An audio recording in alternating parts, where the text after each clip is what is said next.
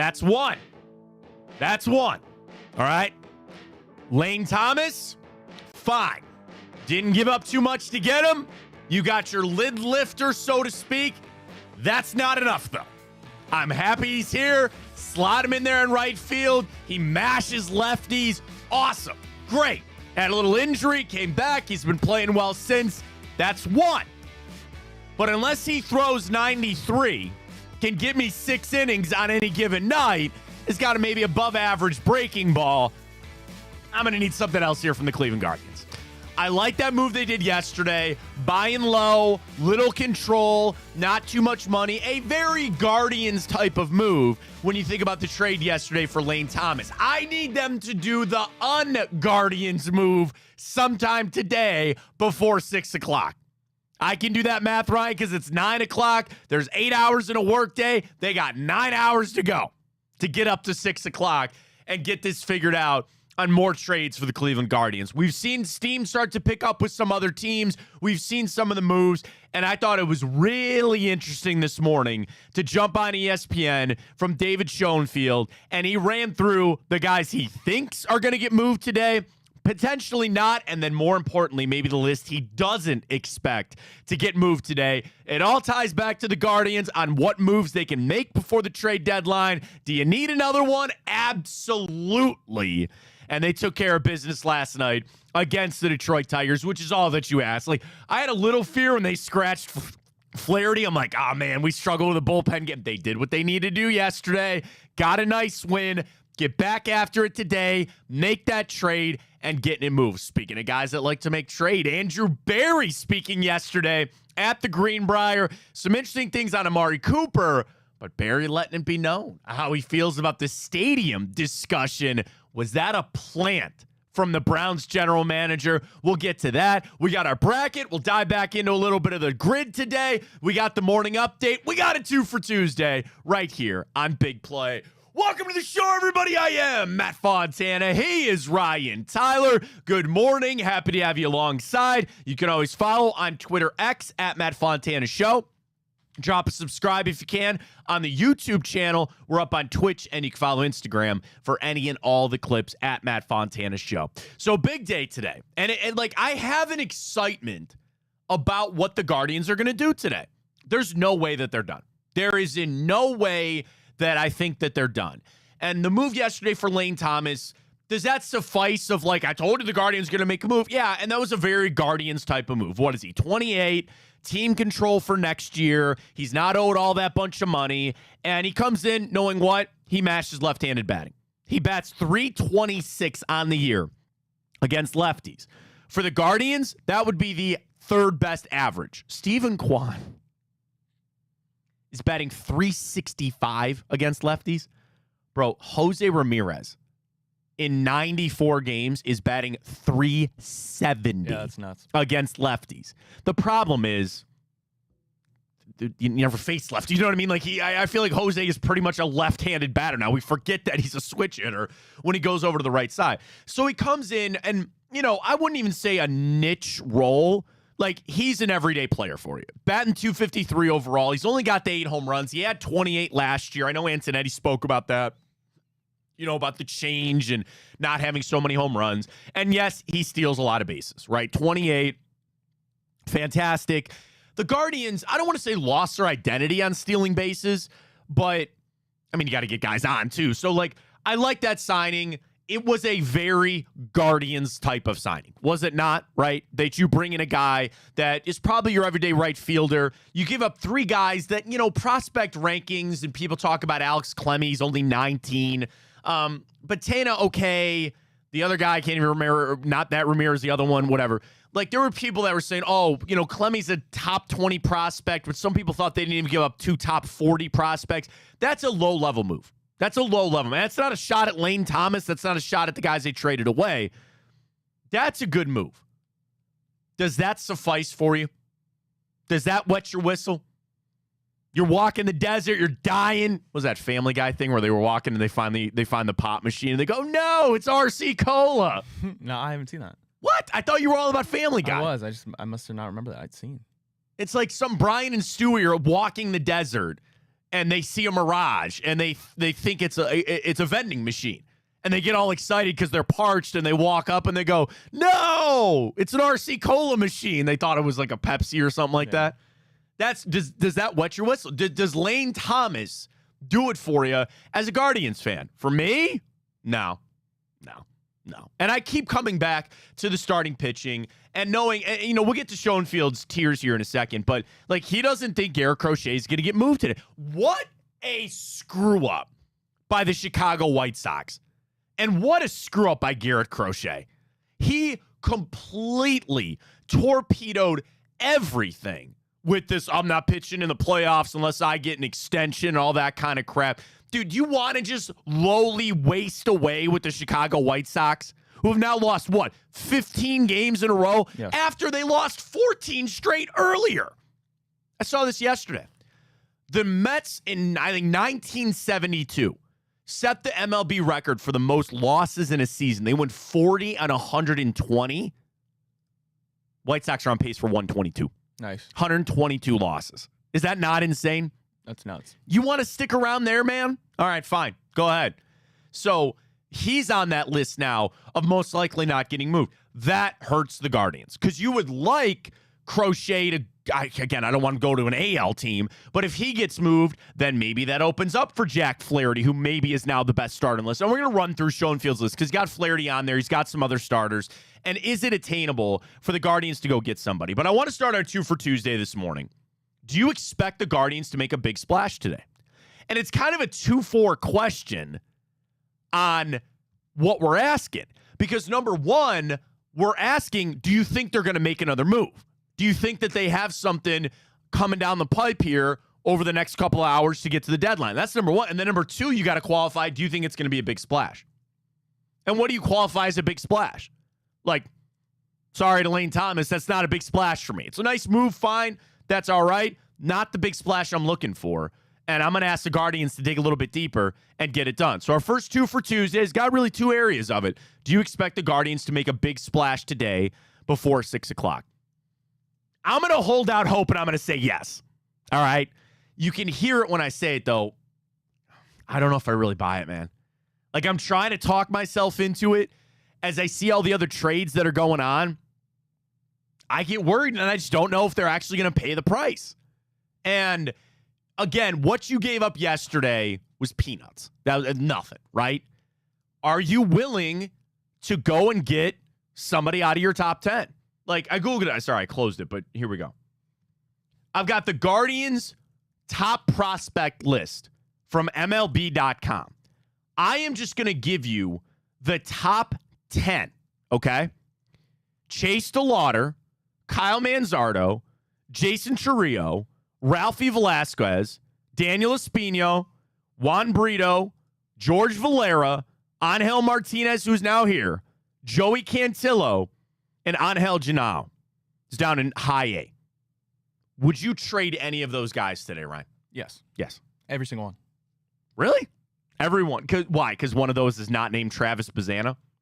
Where's Bazzana? Like, I'm saying you got to get a, like, the right deal, but did you ask me that in terms of do I think any of them are untouchables? That's the thing. Like, today, Is that as what you you were asking start me? the day, Is that what you were asking me? are you willing to trade any of those guys? Yeah. I think the answer is yes, too. Yeah. Now, when you said any of those guys, I'm like, let me hold on there just a little bit. To who? For Crochet? If they called and they said, here's Garrett Crochet. Okay, so let's have that discussion for How could you not? What about the contract? Fair. I'm going to say I'm the White Sox. You're the Guardians for a second, okay? We're having Garrett Crochet discussions. You have got to factor in that he says he's not going to pitch in the playoffs. Now, I will give you my take on that real quick. I'd trade for him and say, well, that's fine. You're still going to pitch the rest of the regular season, right? And then come October, does he really have the balls to sit there and go, no? That's what I said yesterday. Does he really going to sit there and say, I'm not doing this? All right. They call. They want Jason Chourio. I always screw his last name up. I think that's Chourio, whatever it is. Churro? Like a churro?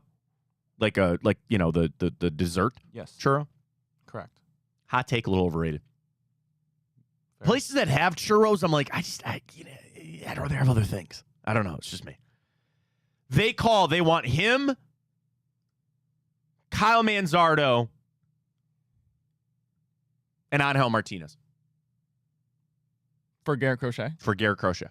Yes. That's 3 of your top 10 prospects. That's a load going back there to the White Sox. If you're doing it. If you can extend. Like, you're doing it. If you're not. That's not a party. You can't have that conversation right now. You can't do it. You have got to pull this trade off. Then here's what I'll say, knowing that that's what Garrett Crochet wants, and he still has arbitration years. Would you do that? Here's what I'll say, Matt.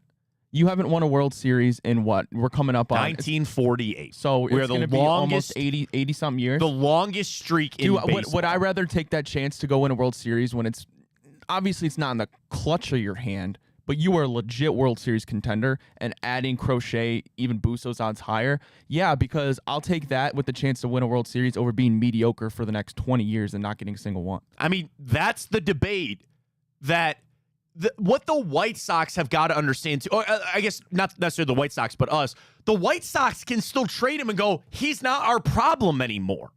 The only thing by Crochet coming out and doing what he did, that just torpedoes all of the leverage that the White Sox try to have in this. Garrett Crochet is the best pitcher available. That's undeniable at this point, right? We know that. But teams that would be calling, they normally would line up 3 top prospects and say, sure, if this contract was not, and that maybe lends towards helping the Guardians. Maybe instead of 2 of the top 10, or I'm sorry, instead of 3 of the top 10, maybe it's just 2. Maybe it's just a couple of these guys. But then you come back, let's call it for what it is, an organization that usually does not spend. So you're telling me you got to spend twice. You're paying twice because you got to trade for him and then also pay him with other guys that still need money out there. I think we'd be singing, and I say this a lot, you'd be singing a lot different tune if David Blitzer had just taken this team over already. If you had the money that he has that's supposed to be coming eventually, I don't know. I think we're having a different discussion today. That's not the world that we live in, though. And are you willing to do what they need to go get a splash and Garrett Crochet, as opposed to maybe a couple minor moves? And I tweeted this morning. We'll get to it. Cal Quantrill's on this list. Do you want him back? Here's the list. David Schoenfield this morning getting ready to go for the MLB trade deadline today. Tier 1, most likely to be traded, Jack Flaherty, right-handed pitcher, Tigers. We were supposed to see him last night. They scratched him. He will not be a Detroit Tiger by 6:01 tonight. That's not going to happen.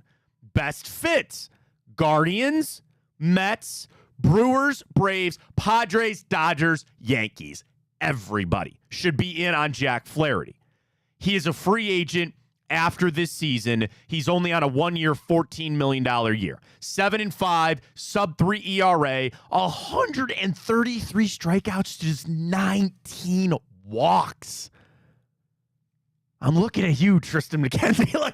Is that not like the polar opposite of that? And what does that also lend to? Length. You're not walking a lot of guys. You can get to 6 innings. But of all of that list that you saw, it's going to be hard. It's going to be hard. Oh, it's early poll, but we're pretty split. All right. Well, that's a good question then. Do you think they're going to make a spot? So there's Jack Flaherty.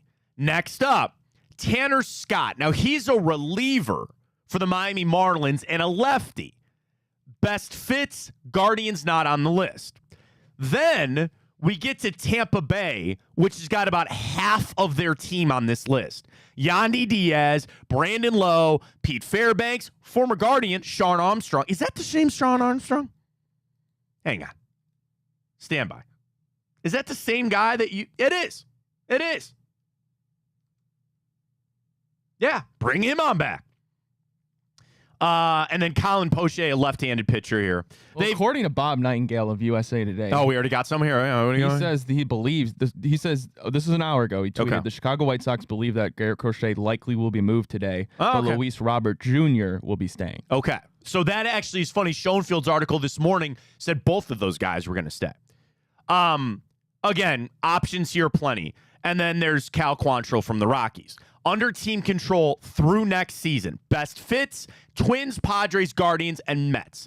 And again, Quantrill, he's not a top-end rotation guy. You're not starting him in game 2 of a playoff game. But again, he's pitched here before. There's some, familiarity with it. We'll just trade back that catcher that I have no idea who he is or where he is, and we'll just give him back. That'll be fine. Can we do a do-over? Take it back? No take-backs? Can we do that? Cal Quantrill on the list.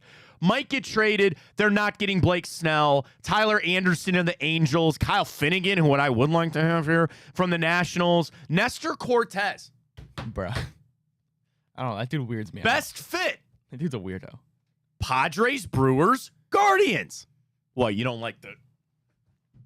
He's like the Draymond Green, I feel like, in the stance He's of... like Johnny Cueto. Remember Johnny Cueto's weird like, ass? Turn him, like, when he's on your team, you love him, but when he's not on your team, you absolutely hate him. Dude, I hate him. Yeah, that's what I'm saying. Hate him. He's up there. He's like... He's so weird. He's so weird.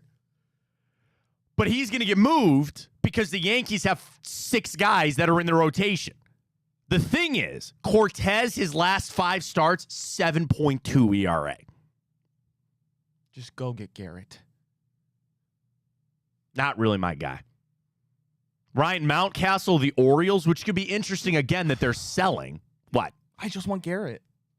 Least likely to be traded from this morning, Our team would Garrett Crochet. I just don't get it. When your team is this good and you have that glaring of a hole, just go get him. It's never that easy, man.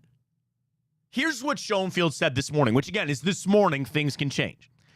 And he said, given the low return that the White Sox got for Eric Fetty, Kepik, and Tommy Pham on that 3-team trade, and Crochet is in essence tanked his trade value. He says, don't rule out teams like the Dodgers or the Braves. Excuse me. And the Braves are already making moves too. Somebody really going to come over and just knock him out. What about Tariq Skubal? Schoenfield says least likely to be traded. And again, I should qualify this. It's not like he's saying they're not going to be traded. He just said least likely. Now, again, Bob Nightingale an hour ago, maybe Crochet's available. Everybody's got a price, man. Yeah. Everybody's got a price. The other thing, because now you got my wheels turning on this Crochet thing, man. Dude, it's like... Do you know the boost that would give to this team? Yes. Do you know what that would do for this fan base, for this team? If you could roll out, the first 3 games, if you could roll out Crochet, Bieber, or not Bieber, Bybee, and Gavin Williams. Do you want a hot take and on Gavin that? Williams. What about Ben Lively? Yeah, that's fine. Then, honestly, you're probably right. Ben Lively would be that third. No, but here's the thing. This is something the Guardians... If Ben Lively keeps playing like this, and you can roll out those 4, you were legit World Series contenders. This sounds crazy. You still need to start Tanner Bybee in game 1. Yeah, because there's a status thing there. And that's like, again, you got to do the moves that make a lot of sense for the team, but there's still like, he's deserved that spot. Like, he's the ace of this staff. You don't want some new guy coming in. The other thing, should the Crochet thing factor in? I'm just going to say this, and I don't mean this. I've never met Garrett Crochet a day in my life. He's coming off like an a-hole, right? He's coming off with these demands. Now, again, I'm not against a player fighting for their money. In football and basketball and hockey, whatever. You fight for your money. That's fine. Nobody's got you but you. But, like, how does that play with a team like the Guardians that seem to be so kind of together? That guy keeps waiting. How's it going? I don't know. This guy keeps walking by and waving. How's it going? It's not Ken. It's not anybody from Big Play. I don't know who it is. Anyway, is that Rick, our new sales guy? Maybe? I don't know. I've never met him. So anyway, sorry. This is Rick. You have this team. You have this chemistry, right, that you have built. How does that play if Chris Antonetti walks into that clubhouse tonight at Comerica Park and he sits everybody down and he goes, guys, we did it. We got Garrett Crochet. He's going to be here tonight. And he comes walking in. Though every single player in that clubhouse knows about Garrett Crochet and what he has said. Would he not walk in there and everybody look at him and go, you going to change your attitude? You going to change your tune here? Or am I overrated? Tell me I'm wrong. That's fine. Tell me I'm wrong. Tell me I'm wrong. From one standpoint, like I get it. Like, yeah, he is coming off a little bit. I'd sit there and go, what are you doing, man? But then at the same time, it's one pitch. You can blow your elbow out. But in terms of, I mean, that attitude has been growing upon him while he's been in that White Sox culture and That's White a Sox locker room. damn good When you point, come over to man. the Guardians now, I mean, you're going from the worst team in baseball, and it's not even close, to a culture that has clearly, with the rookie manager, a player's guy, that has exceeded all expectations to this point. Now you have a part to be something special. I think that can change That's your a great attitude. point. That's a great point. And we have to leave that open for an attitude adjustment. Wasn't there a wrestler that did the attitude adjustment? Dude, wrong. I'm the wrong guy. Wrong for guy. this one. SummerSlam's coming, man. What do you mean? Was that Make the trade. Make the trade. Was that John Cena? John Cena. John Cena did the attitude adjustment. So there you go. I think they're going to make a trade. If We'll cast your vote. Do you think they make a splash today? Not just making a show again. You first have to believe they're going to make a trade. Do you think that trade's going to make a splash? does Flaherty count as a splash? Yeah, I would say yeah. Yeah, Sure, I I'll would. say yes. Okay, I went yes too. If it's crochet, And- will you shave your beard live tomorrow? I'm on that. I ain't running from that. All right. If tomorrow's the day, then so. Well, again, they would do it sometime tonight. Right. If that's what it is, that's what it is. All right. All good. We're going to need some equipment up in here to do it. We'll figure it out. But I'm in. And I think it's also about the Guardians sending the message. Like, again, Lane Thomas was a nice little piece of move there. Did you hear Jose Ramirez after I got this from Zach Meisel? Did you see Jose? Yeah. They go, what do you think of Lane Thomas? And he goes, who? Basically, oh, who's he play for? And they go, the Nationals. Oh, yeah, good player. Okay. Good player. Okay, good player. Good player. Yeah. What do they know, right? Now, you say, hey, man, here comes Flaherty. Here comes Garrett Crochet. Everybody in that clubhouse goes, all right. We see what you do. The other thing about the prospects, I will hammer this home because we're going to get to this in Time Hop coming up in a little bit. Dude, these prospects, man. Like, and again, I don't mean to crap on them. They're Chris Because- Antonetti is a hoarder.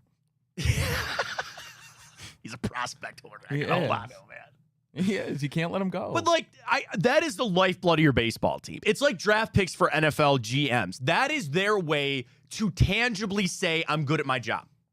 Prospects in baseball are the way Chris Antonetti can say, I'm good at what I do. I make trades. I fleece other teams. And I've said this, and I'm going to say it today because I think it's vitally important. Chris Antonetti, and to a point, Mike Chernoff, and even when Mark Shapiro was here, they knocked it out of the park. Sorry. I'm sorry. The disgust on Ryan's face. They won so many trades. They did so many good moves. They can screw one up. It's fine. And a screw up being get somebody here for the short term, right? And I ask this tangibly. Who is the last prospect that they let go that you sit there and you go, you screwed that one up? Maybe Yandy Diaz, right? yeah, I guess. Right? I guess, yeah. I mean, guy won a batting title. Yeah, That's yeah. pretty damn good. Okay, Yeah. so like that's what I'm saying. Of anybody else that they let go or released or traded away, the one that should be is Francisco Mejia. Remember when they were just holding on to him for a king's ransom?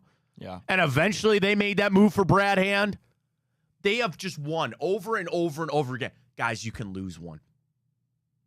You're allowed to make a trade that doesn't give me everything else because you have built the cachet. You have built it up. You guys aren't going anywhere. Talking about Antonetti and Chernoff. You guys are going to be the future of the Cleveland Guardians for a long time. Go make a trade, and you want to know what? Go lose the damn trade. I don't care. And I promise you, at least for me, in 3 years, if Ralphie Velasquez is one of the best players in baseball, but they used him to go get me Jack Flaherty or Garrett Crochet, I'm not going to complain. I'm just not going to do it because it'll mean something in the now. And even if, and this is where I think people, it's not so black and white. Like, let's say they make that trade, and I'm just going to say Ralphie Velasquez because I like his name. Ralphie Velasquez becomes a star, and you trade for Jack Flaherty, and he pulls a Andrew Bogut. He tears something out. He pitches one inning for you, and it's never the same. I'm still not going to complain because you did it. You did it. You tried to go for it. I'm fine with that.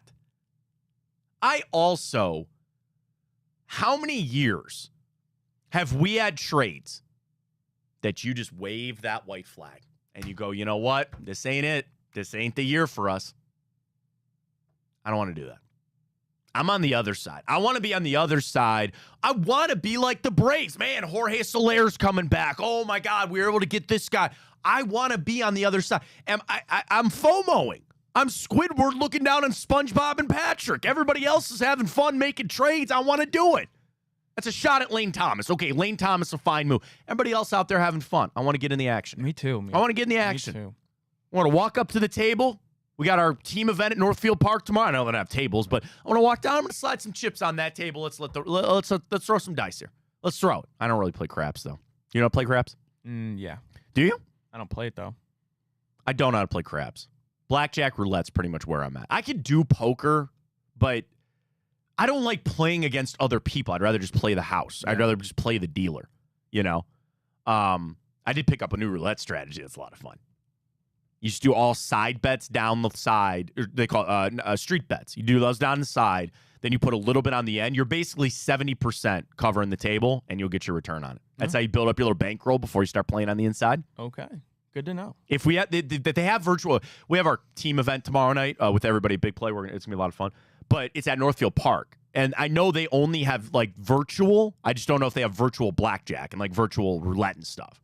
I know it's a lot of slots, but tomorrow I'll give them my little strategy tomorrow. I'm ready to sit down at the table, slide some chips out there if I'm the Cleveland Guardians to try to get it done.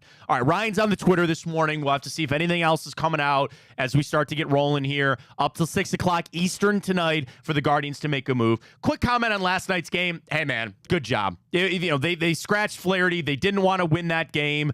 Bybee was fine. 6 innings, only 2 runs, which is great.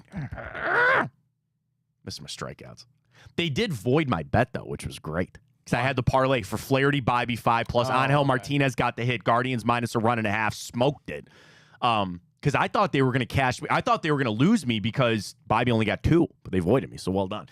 So we're back in action tonight. We'll get our plays. Obviously, you got to go big Guardians tonight, man. They got to have some, especially again that little momentum getting back out there. But great game. Good to see for Bo Naylor, dude. Jose Ramirez, man. Yeah. Whew. Bell now tied for the home runs. 25th multi-home run game in Guardians history. That is third most for him as he continues to climb up that list. I know the MVP is gone, and I feel pretty confident in saying that Jose Ramirez will never win an MVP, which sucks. But he's just such a special player. He's so good.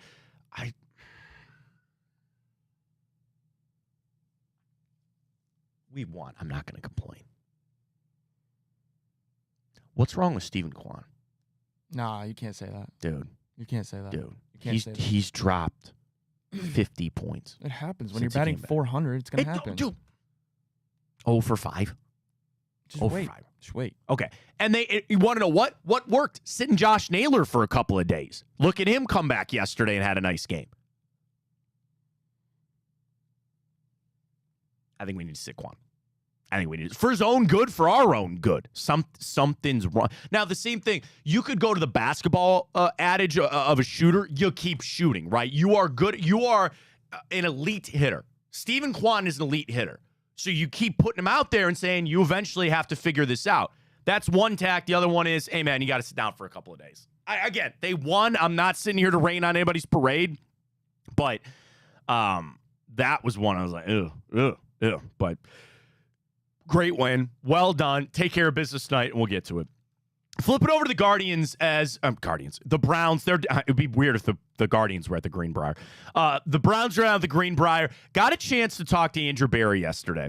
And I don't expect anything about, he always gives the line. We'll hear from him on Amari Cooper, and he always says, I don't talk about conversations, things like that. But you know me, Ryan. He dropped a nugget.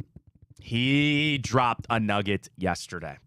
First thing up from AB. Here, I want to find it here for you. I don't want to throw you a curveball.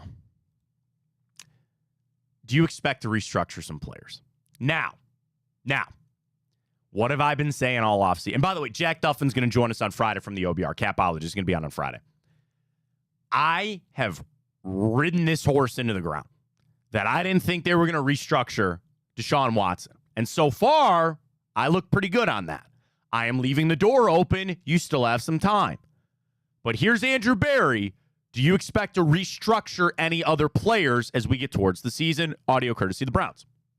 Every year is unique, Daryl. Without necessarily tipping our hand, we may or may not. But we do always try and operate with a multi-year time horizon and try and get ahead of as many issues as we can. That you would think is him leaning yes when he goes, we like to get ahead of issues and we like to think multi-years ahead. When he stumbled and said, we could, we may not. They're not. I'm reading into that. I'm sorry. I'm going to tip that. I'm going to rip that apart from AB. Because what is the best multi-year horizon look for the Cleveland Browns? Getting your flexibility back. Getting your flexibility back. And I'm not going to play that clip and go on my victory lap here and pat myself on the back to say I told you they weren't going to do it. But I think that's the smart thing to do for the Cleveland Browns. It really is. And again, the multi-year thing, you would instantly believe, oh, no, that is restructuring because you keep freeing up money and you keep being able to play the game. You don't need to free any more up this year. Because, and I didn't clip it because all he basically said was no. There was a question later in there, do you need to restructure to free up cap space for this year? And he basically said no. The team has said, deals are done. We're good. So when you factor all of that in, it all points towards one thing, and that's not restructuring Deshaun Watson, which I think is the right thing to do. Yeah. And, the door is very much open for Watson to be the guy and get another extension, and you kind of move forward there. But I'm sorry, I'm going to take that from AB basically saying that's the nail in the coffin. They're not doing it. That's the right thing. I really think it's the right thing to do for the Browns. Now let's get to the Cooper contract question. Daniel Ofoyesi asked him, and AB, he's a wizard, man. He knows what he's doing up there. Question was thoughts on the restructure you got with Amari Cooper. Audio courtesy of the Browns. Here's Andrew Berry. Obviously, I have the policy. I don't talk about contracts. I don't talk about discussions that we've had with individual players. I think everybody here understands what Amari has meant to this organization and our affinity for him. He's an excellent player, outstanding human being. He's a really good professional. And one of the things that's interesting with Amari, assuming normal health, he has a chance to get to 10,000 yards this year, and he's probably about a year and a half away from having his. If you look over the course of his career, spending the most time with the Browns relative to other organizations. So all of those things are important to us. He's been a big part of our success last year, and we were glad we were able to resolve the situation. Doesn't that sound like they want to sign him to a long-term deal? When you start, I'm going to call it for blowing smoke. When he goes, oh, man, he has a chance to do this, and he has a chance to do this with the Browns and be here, and he means this and means all that. There's two schools of thought. Either A, you're pumping him up because you're like, no, man, we want him around. Or B, you're pumping him up because then you go, we appreciate what you did, but we'll see you later. You know what I mean? He's either out there trying to soften the blow of eventually not having Amari Cooper here, or he's pumping him up because they actually do really want him here. Yeah, it was interesting. He said assuming full health. I mean, he's battled injuries a couple of years. And again, over the age of 30, which I know we talk about ad nauseum or whatever. And the thing is, he fought through all those. Those are the things that I think is also a great mark of where the Cleveland Browns are at, right? I know you're a little younger, so you don't really remember the era. Bro, there were so many guys that came to this team to steal money. I want to turn them over to the IRS and the FBI and say that they were laundering money and stealing money because they came here to do jack squat nothing. They were at the end of their careers getting one last fat paycheck from Mike Holmgren and crew to do nothing here. That was dark times. And I know 1 in 31 sucked, but even the prior generation of that, man, they were just it was bad. It was really bad. You flip it over to a guy like Amari Cooper that could just rest on his laurels, that could have even just said, you know what, I'm going to just take this money and ride it out. No, he played through injury last year. He was one of our best players fighting through that. We're not there anymore. That's one of my favorite things about this team. I don't look at this roster for a second and think there's anybody on this roster dogging it, or just collecting a paycheck, or just here to steal money from the Browns. Thank God. And it wasn't easy to flip that, and it's been years of doing that. But we're not there anymore. We're not there anymore of just trying to win a day in the offseason of, we signed this guy that's a former All-Pro and all that, and we all look at him and go, yeah, he's 33 years old. He's not been good in 5 years, but yeah, sure, come on in. Here's the contract. Come on in. We're not there anymore. We're not. And Amari is going to earn that too on what he does this season. How do you think it still plays out? So we talked a lot when they restructure that it was interesting that they just didn't give him the full extension. Right. And the day that they got the restructure done, I was floored. I was legitimately floored that there were not years added on. And again, I give Amari Cooper credit for that, because if I was Amari Cooper, I wouldn't even, dude, I'm not even starting the car. I'm not even picking the phone up unless you're talking about multiple years here. I was wrong. And their agent got it done. Now, where do you think we sit? So we're a little bit after the restructure. We've heard from Cooper, who said, I'm very happy to be here and happy the restructure worked out. We've now heard from Andrew Berry. Change your tune and all. Well, no, but like, correct me if I'm wrong. The $5 million extra raise that he's getting, that's all in incentives, right? And I haven't seen anything on what those touchdowns, yardage, play time. I don't know what they are. I haven't seen those. I would assume that it's easy. Is it wrong to say it's super hingent on? I know you already extended Judy. But if Judy comes out next year and plays really, really well, then they're going to feel the need not to pay Amari Cooper another $25, $26 million. Yeah. So I don't know. I'll leave this to you because I thought about it as our second two. We always like to do fun on the second one, but sometimes they're both sports. I thought about it. Now that you've heard from Andrew Berry, now that we're a week removed from Amari speaking or signing the deal, do you feel like he'll be here in 2025? Do you feel like he's going to be here beyond this year? Yes or no? I just, a quick straw, because I think we asked that question when he first did the sign. Has anything changed for you? Because I would tell you, hearing that from AB, it sounds like he's greasing the wheels for it. Now, Andrew Berry's a wordsmith, and he knows what he's saying, and he's very calculated in what he's saying. I think that's him trying to send a message to Amari to say, hey, we'd like to get something done with you. We'd like to make it work. Now, you talk about it being contingent on Jerry Jeudy. I think it's a little contingent on Deshaun Watson, right? Because after this season, you're either extending Watson or you're cutting him. There is no third direction on that. You're either extending him and getting him more money to spread that out, or you're getting rid of him and taking a giant cap hit. Both have impacts on Amari Cooper. Because if you got to bite the bullet on the rest of the money or a big chunk of the money still from Watson, I don't think you're re-signing Amari Cooper. You spread the money out with Watson, you keep him here. I think Amari Cooper's Cleveland Brown for a couple more years. So it's contingent on a lot of things. Well, couldn't you also see, though, a possibility being if the opposite? Because if Amari Cooper plays next year and he's still really good, but the clear issue is still a Deshaun Watson issue, don't you think he'd rather go somewhere else? Because he'll be a free agent that has their quarterback figured out where you can go contend for a ring. Because I got to imagine if you have to exit this Deshaun plan after next year, I mean, what are you doing at quarterback? You're probably not competing for another 2-3 years. Yeah, but then there comes back to Amari Cooper. But a team... He's got some pull. They like him. He fits in this offense. Like that stuff, even as, any career that you have, finding the right place for you. Finding the place that is really meant for you, where people value what you do, they appreciate what you do, you become a part of the infrastructure of what's going on. That's Amari Cooper.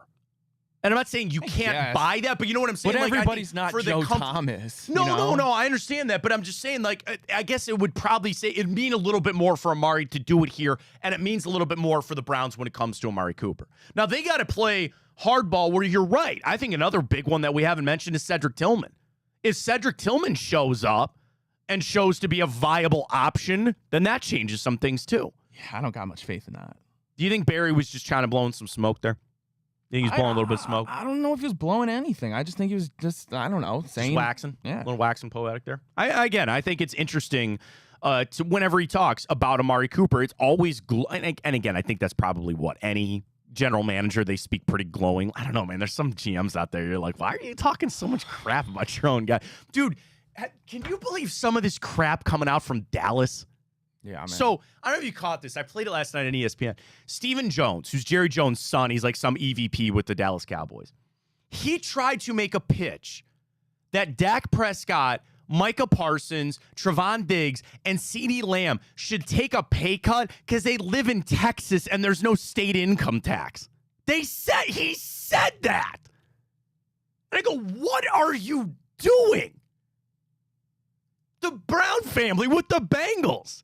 Dude, where's Jamar Chase been? They're a joke. They do nothing all offseason, and now you have contract issues with your best 3 players, and then you're going to go say something like that. That makes you, that is just another. Browns used to be there. They used to say stupid stuff about their players. That's what I'm saying. In the foot. So, that's where I guess I mean, again, you got to appreciate him, Andrew Barry, for a lot of things. But it's just like, wait, what are you saying about your own guy? Because these guys who've been in the NFL for 20, 30 years longer in Jerry Jones's case, they feel like they are more. I mean, they are more powerful. Right, yeah. They're more powerful, sure, but you can't act like that. You got to put these players on the same level you are. Right, and they believe they're bigger and more powerful than anything, so what they say goes. But yeah, you hear GMs that just say weird things about their own players, which is crazy. Well, Andrew Barry said a weird thing yesterday. You ever see that video that's always viral, like say the weird thing? No. You never seen that on Instagram? No. It's like an intro. It's like the same thing the chick goes, tell me you sound better than this. No. And I know a sound all men love, and then usually people cut to it. They're like, wrong, and it's like a 2-stroke dirt bike. I'm not familiar. What? You haven't seen that? No. Some lady sitting there looking in the mirror. I get the joke. It sounds funny. And she goes, say the weird thing, and then somebody will cut to something else. So Andrew Barry maybe is a part of that. Maybe we need to get that cut up and put on our Instagram, because I think he said a weird thing yesterday. They asked him about the stadium. Now, this is a long cut, and I didn't want to cut it because I want people to get the full context of what Andrew Barry is saying. The question was asked, we talked to the Haslam's the other day, and they spoke at length about the stadium. Andrew Barry, your GM, what do you think about the stadium situation? Audio courtesy of the Browns. From a football standpoint, any solution is like we're a yes, like two thumbs up, because any solution where we're improving our home environment, where we're improving the fan experience, like that's going to be great for us, regardless of where we're outdoors and indoors. I know, ownership, Dave Jenkins, our local politicians are hard at work on a solution. If you're asking my opinion personally,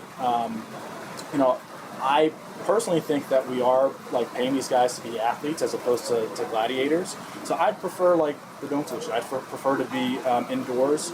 I think that's better for the team. And I also think being in the Midwest, with the elements and everything, it's better for our fans as well. It creates a better fan experience late in the year when we're making those playoff pushes. But I do want to emphasize, any solution is a good solution. We're happy whether it's a renovation, a build, whatever, because it just means that our home environment is that much more of a home field advantage here.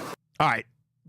Was that a company line? Was that something that they have planted this for players and maybe even, that's like borderline conspiracy theory. Hit it. That they're sitting in meetings and they're telling everybody, hey, if anybody asks you about the stadium, push the dome. Yeah. Push the dome. Here's where I get, I don't buy that necessarily. When you get too many people involved in a conspiracy theory, those are all leaks. Those are all potentials that somebody's going to spoil something, right? So I'm not, but again, if you were going to tell a select group of people to push that narrative, Andrew Barry's probably on that list. Now, he started with, and I'm saying this with the utmost respect, because I have the utmost respect for Andrew Barry. He started with a little bit of word vomit there, where he's just like, oh, we're trying hard, and they're working hard, and any solution's a good solution. But then when he goes, personally, can I give you a cop-out of what I think as somebody that wants to stay them downtown? I don't want them going to Brook Park, so I have a bias in this whole thing. I will admit my bias to you, and here's why I don't know if I'm buying everything Andrew Barry said. He's a GM. Of course he likes domes. He hates the elements. He hates them. Because what does he like? His guys looking fast, and his guys playing on turf. It's because he's a talent evaluator. That's why do you think they don't do the combine outside, Ryan? Because they don't want the elements. They don't want outside factors impacting their evaluation. If you ask probably every single general manager or any scout, anybody whose job is contingent on finding players who are good at what they do, they want to play in a dome. Because that's one less factor that they have to go in on their evaluation. We watched this guy, he rushed for 300 yards, but it was snowing and it was negative 4 degrees outside. Okay, how does that factor in? They don't want that. Just me. I don't know. I got a little from there. I thought you were buying what I'm selling over there a little bit. Yeah, this is interesting. I feel like that was very rehearsed. We want to treat these. We're paying them like athletes, not gladiators. Right. I thought that was a very because that's the one thing that got me when he goes. It's because he evaluates these guys. He doesn't want to play out in the rain. I don't know. I'll take some gladiators on my team personally. But did you say they're remaking Gladiator? By the way, why? I don't know. It's a new one. It's not a remake.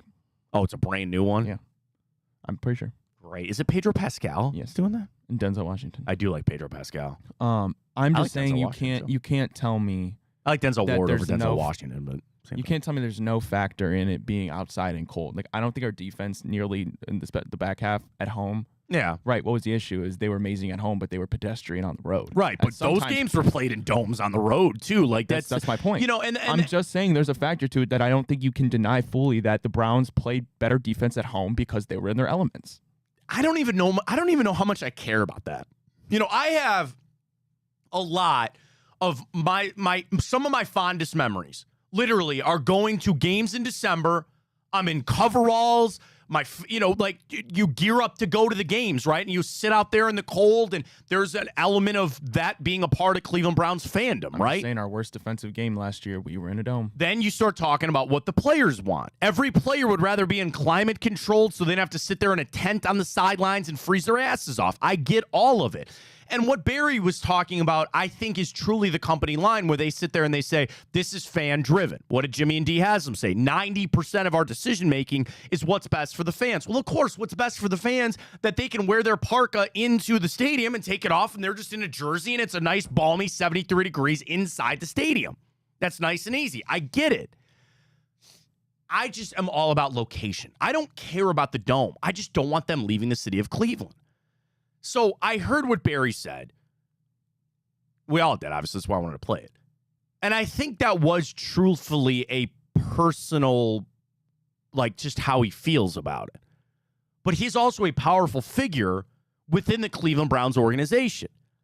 The other side of things, again, my bias in wanting to stay in the downtown, Andrew Barry has zero involvement in this decision. This has nothing to... He mentioned Dave Jenkins. For those that don't know who Dave Jenkins is, he's basically the money guy for the Cleveland Browns. He's a very smart guy. He's a great guy. I've met him many a times.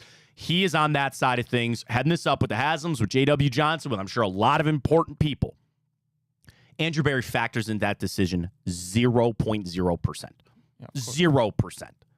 And I think the Browns do factor in the play on the field and all that. What will drive this is money. It will always be that. And it's what money they will get from the city of Cleveland to stay. It's what money they will have to future allocate. Because also, the more I think about it, it is going to be hard to say just renovate that stadium, because you're going to have to do it again in 10 years. You're going to have to do some change again in 15 years. The ideal scenario that we all want is unattainable. You demo where they're at right now. You build a brand spanking new stadium there, and they have to go play somewhere else. Can't do it. Can't do it. So you're stuck between a rock and a hard place. And maybe Brook Park is your way out. I don't know. But for people that wanted to jump on the Barry furthering the company narrative, I don't have much to dispute that. Again, as somebody that doesn't want Brook Park, I'm going to sit here and try to pick apart why, that was just AB and he's a talent evaluator and that's really just what he wants. I think it is undeniable that the stance continuing to come out from the Browns is you better get your ass ready to go down 71-480 and get ready to go for some games out there in Brook Park. Yeah, I don't think it's really necessarily even an argument at this point of what would they prefer. I mean, you literally just had Andrew Barry come out. I mean, obviously they want a dome. They want a dome. They want to go to Brook Park. Yeah. Or they want a dome, but I don't know if they will, right? Because they're saying they're going to go, but are they going to get the money from Cleveland? It's not a debate what they want to do. We know their preference, even though, remember, like a couple months ago, Haslam said, we don't have a preference.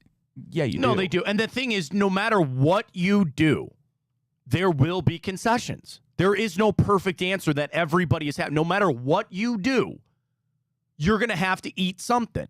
Whether it's downtown and eating that you're not going to get all these other events or that, or going to Brook Park and having to cut a massive freaking check. No, I don't care about a dome. I don't even care about the dome anymore either. And that's kind of my thing, is like I try to find the reasons, and I guess maybe I'd love to be in this situation one time in my life. Bro, could you imagine cutting that check to go to Brook Park? $3.5 billion. I get it. They don't have to pay all of that. But like, I personally, and I understand, listen, I'm not taking kids to these games. I'm not, an elderly person. I love going to the games and I'm freezing. And that's what I'm saying. I like that too. And I see my breath. I like that too. I like it. I do and too. I know, listen, this is a super minute example, and this doesn't factor into them probably because it's all about money. But like, just for instance, last year, right? If the situation worked out where we ended up, I guess the Ravens were the number one seed. That does work out. But let's just say next season, right? Yeah. You're win the AFC North. You're not the number one seed. Kate, the Dolphins come to town. imagine the chances go up. Of They can beating do them. whatever they want to in South Florida. They're not recreating snow and rain down there. That's what I'm You know saying. what I mean? Yeah, exactly. Or vice versa, you bring them into a dome. I'm just saying. I know it's a very minute example and very specific, but yeah, it remains the same. And the same thing, it's more about if you win. I think a lot of people, they call, the old heads about going out of the stadium and sitting out in the elements and that kind of stuff. I get it, and I'm with you. I'm on the same side as you. I like doing that kind of stuff. Is that should be a driving factor for the Browns and what they do? No. And what did Andrew Barry say, right? The fan experience. Well, I know that the fan experience is better when you go to a dome. It's easier. It's more comfortable. I don't care, dude. No, I Yeah, hate but there are that. people that do. And that's... Go to a Cavs or Guardians game then, if you want to be warm. Well, I mean, again, the Haslams, I'd love to sit down and talk with Jimmy about this. And the truthful answer that I would ask them is, do you actually believe you're going to get all these events that you say you're going to? Like, do you really think, deep down to your core, that you're getting all the things that you think? I'm sorry, I don't. Yeah. I don't. But that's got to be, and I'm sure they've had high-level conversations with a lot of people to factor that in. Are we going to get this? Are we going to get that? And also, the other thing, too, that people always complain about, that stadium only gets used 8 times a year. What do you care? Yeah. What do you care? Why? Why does that bother you so much? You get SummerSlam. Great. If you're a wrestling fan, awesome. What else could you really get? Are there, and I'm not trying to be a jerk about this, are there serious events that you are just clamoring to have that you keep missing out for? What would you say? Super Bowl. I'm sorry to tell you, I still don't think you're getting one. You have got to remember on the Super Bowl, it's the biggest event for the NFL. People descend on a city from all across the country. It is basically the giant convention for the NFL. They want to be in South Beach. They want to be in Arizona. They want to be in Vegas. They don't want to come to Cleveland. They want to come to Chicago. They don't want to go to Minnesota. Not again. I don't think you're getting a Super Bowl. Okay. You know what, Ryan? I just can't wait to have the Final Four here. Yeah. The Final Four. It's going to be awesome. All right, enjoy it once every 10 years. Just drive down to Columbus. Once every 10 years? No, the true Final Four. Oh, okay. Like the true, not not the old. Oh, not like the okay. Not like the regional. Yeah, okay. That you get here in Yeah, Cleveland. yeah, You I see get what the you're saying. regional from time to time. I see I'm what you're talking saying. about the real Final Four. You'll be joining a rotation of one of every 10 years. Yeah. What about the concerts? Rolling Stones is just fine. Rod Stewart and Billy Joel are coming. It's tonight over Progressive Field? Journey. Really? Def Leppard. Cheap Trick, yeah, baby. 30th. That's right. I hope it doesn't rain I'd for love everybody to over see there. that. Hope it doesn't. Well, it could rain and all that. Hey, man, deal with it. I don't know what to tell you. I was at a concert Sunday night. Ryan, Sunday night, chef's kiss of a night. It was beautiful to be down there at Jacobs Pavilion for a little 311 action. It's just a bad day. You just picked a bad day. I don't know what to tell you. So, like, it only gets used 8. My tax dollars for 10 uses a year. Dude, nobody cares. They'll get their soccer friendlies there from time to time. Are you serious? Do you really think there's something out there you're really missing? No, I don't know. I clearly don't. I don't either. And even the I don't Super either. Bowl, I understand the influx of money that it brings into your city, but at the same time, one, you're not getting a piece of that personally, and two, do you think how many people you think that are actually Cleveland Browns fan and Clevelanders are going to be sitting there in the Super Bowl? That's people from across the everybody, country. right? And the influx of the money and all that. I to my core, I don't feel like you're getting a Super Bowl. Those old I days. could care less. No, it's a factor, but people always go, you build a stadium, get a Super Bowl. It's not how the NFL works anymore. I'm worried about going to a Super Bowl as a That's team. true too, but before I need one in and my that's city. where I think now that they've started to move the draft around, that is your appeasement for non-Super Bowl cities. We know the Super Bowl cities. We ran through them before. All the Florida teams, the Texas teams, Arizona, the California teams, Vegas. That's it. New Orleans. New Orleans, too. I always forget about New Orleans and Atlanta. I always forget about those two. That's it. Everybody else, you get a draft. Everybody else, you get a draft. Because the NFL doesn't want to come here. They don't. They're fine coming here for a draft. Super Bowl week, when you have all these people here, they don't want to come to Cleveland. And you could take that personally as a shot against our city. I don't. I love our city. I love our town. People always come here. It's great. Super Bowl ain't played in June, man. It ain't played in June. You're going to have to deal with bad weather. They don't want to have to come here to get on the RTA, especially in Brook Park, to be downtown where all the 5-star hotels are. Could you imagine them getting on the red line? I'm just imagining people walking out of the airport and like seeing the stadium at Brook Park, be like, "Where's everything else? Where's everything else? Right? What's going on?" Could you imagine Goodell, Raj, just jumping on the red line that morning, walking downstairs down to Tower City? Hey, man, catch a movie. There's like McDonald's in there. No, they didn't tell you it was BYOB. Bring your own food too. Can't be. Beverages on the RTA. We've all done that before. Jump on the RTA, Raj. Go on down to Brook Park. There you go. That's how it goes. I don't see it. So, again, I think with AB, I think that was really him answering a personal question. Maybe, I guess, pushing the company line, but I don't know. All right, we got these new kickoff rules. Everybody's freaking out about the NFL. We'll get to that coming up. We also have plenty more baseball as I'm keeping up, trying to see if there's any more tweets about things starting to get moving here. We're coming up at 10 o'clock Eastern, so I'm assuming teams are waking up, trying to get these moves done. So we have all that coming up with you this morning right here on Big Play Tonight. Got a little Enter the Jungle. James Rapine. I see everything going on with the Bengals. And, of course, Josh Maria Cribbs with the they're return. actually not doing today because they're going live Thursday. Oh, nice. At the Hall of Fame.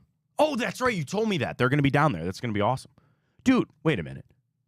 Do we have football this Thursday? Yeah. Oh, my God. Bears and Texans, I think. Oh, my God. Yeah. This is awesome, man. We got to start We the get football game. this week. Well, I usually only do that for the Browns. We can come up with one. We got to make the rules, though. Well, I'll tell you what. You want to do a practice one on Thursday? Because I can just show you. I can introduce you to what the drinking game is. Wow, Matt. Have you ever been to the farm?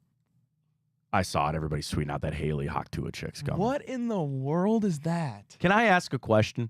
I saw Lyman tweeted this morning. I know Maria Flag just retweeted it too. So the farm, which is a restaurant, Haley Welch, who is the Hawk-Tua chick, she's coming. What is she going to do? Spit on that thing? Is she going to sing? Is she just going to hang out at a park? Can I ask you another question? Right? And I'm going to ask you, you're going to have to put yourself in somebody else's shoes there. Did they not spell her name wrong?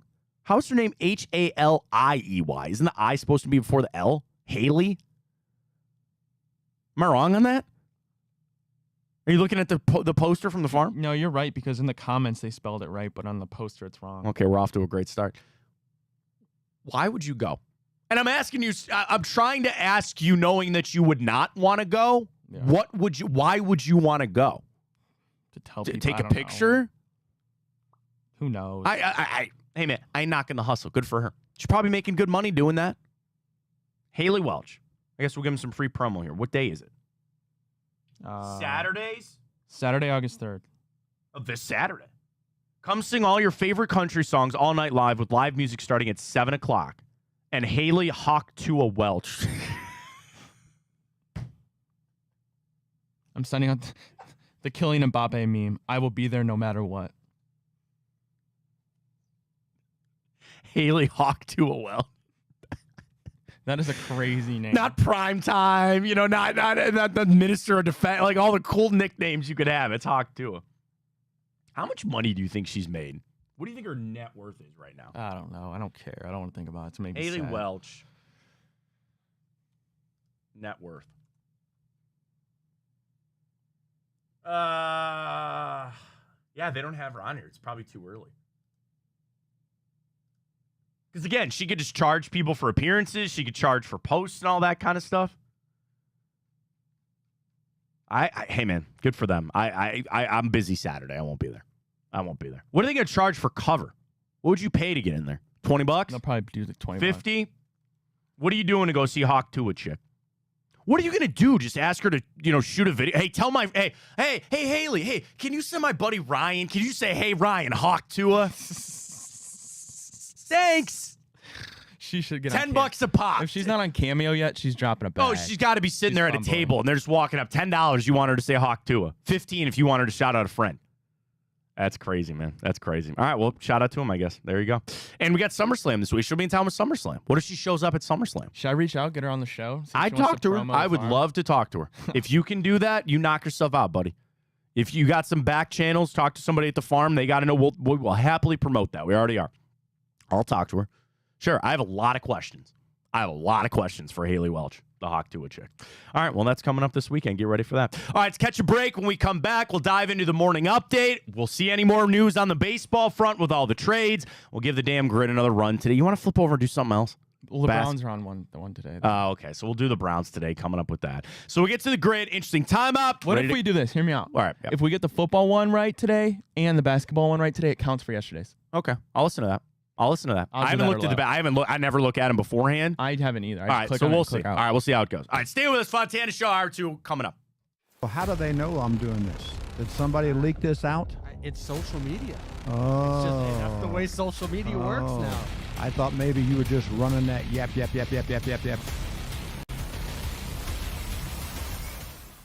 Welcome to Big Play, a sports media team that started back in 2014, and now we're not in a garage. Look at us, incorporating some of Cleveland's favorite sports personalities, bringing you fun and compelling content from downtown Cleveland. Coming to you live from the shores of Lake Erie and Burke Lakefront Airport, join Team Big Play for all the best sports talk in Ohio.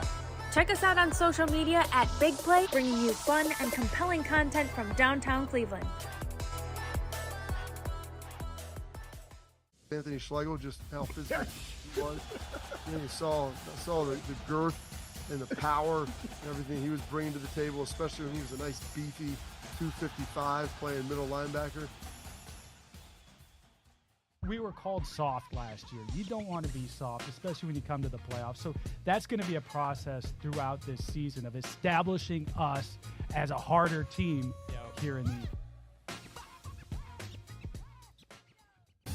I don't buy into this nonsense, this conspiracy nonsense that he's got his money and he's dogging it.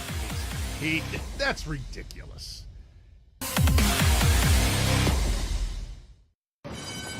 They're off in the Kentucky Derby as Authentic takes them around the far turn. Tis the Laws making his move now, and they're into the stretch. These two stride for stride. Authentic, tis the Law. Here's the wire. Authentic has won the Kentucky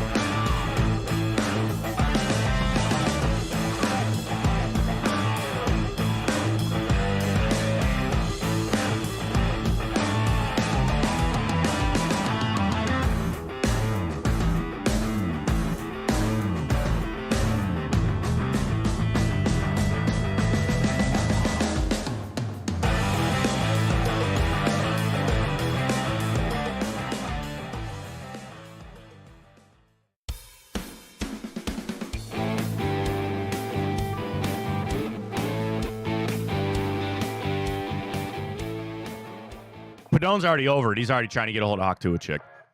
She has a name, Matt. Haley.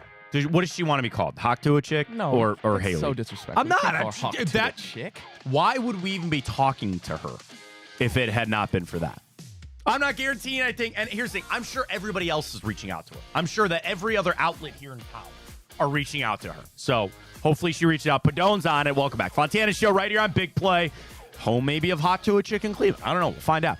Follow us on Twitter X. That's going to lose us followers. At Matt Fontana Show. Twitter X. Subscribe to the YouTube channel. We're up on Twitch and Instagram for any and all that you need for all the following. Nothing yet on the Guardians. I keep an eye out. Not seeing anything.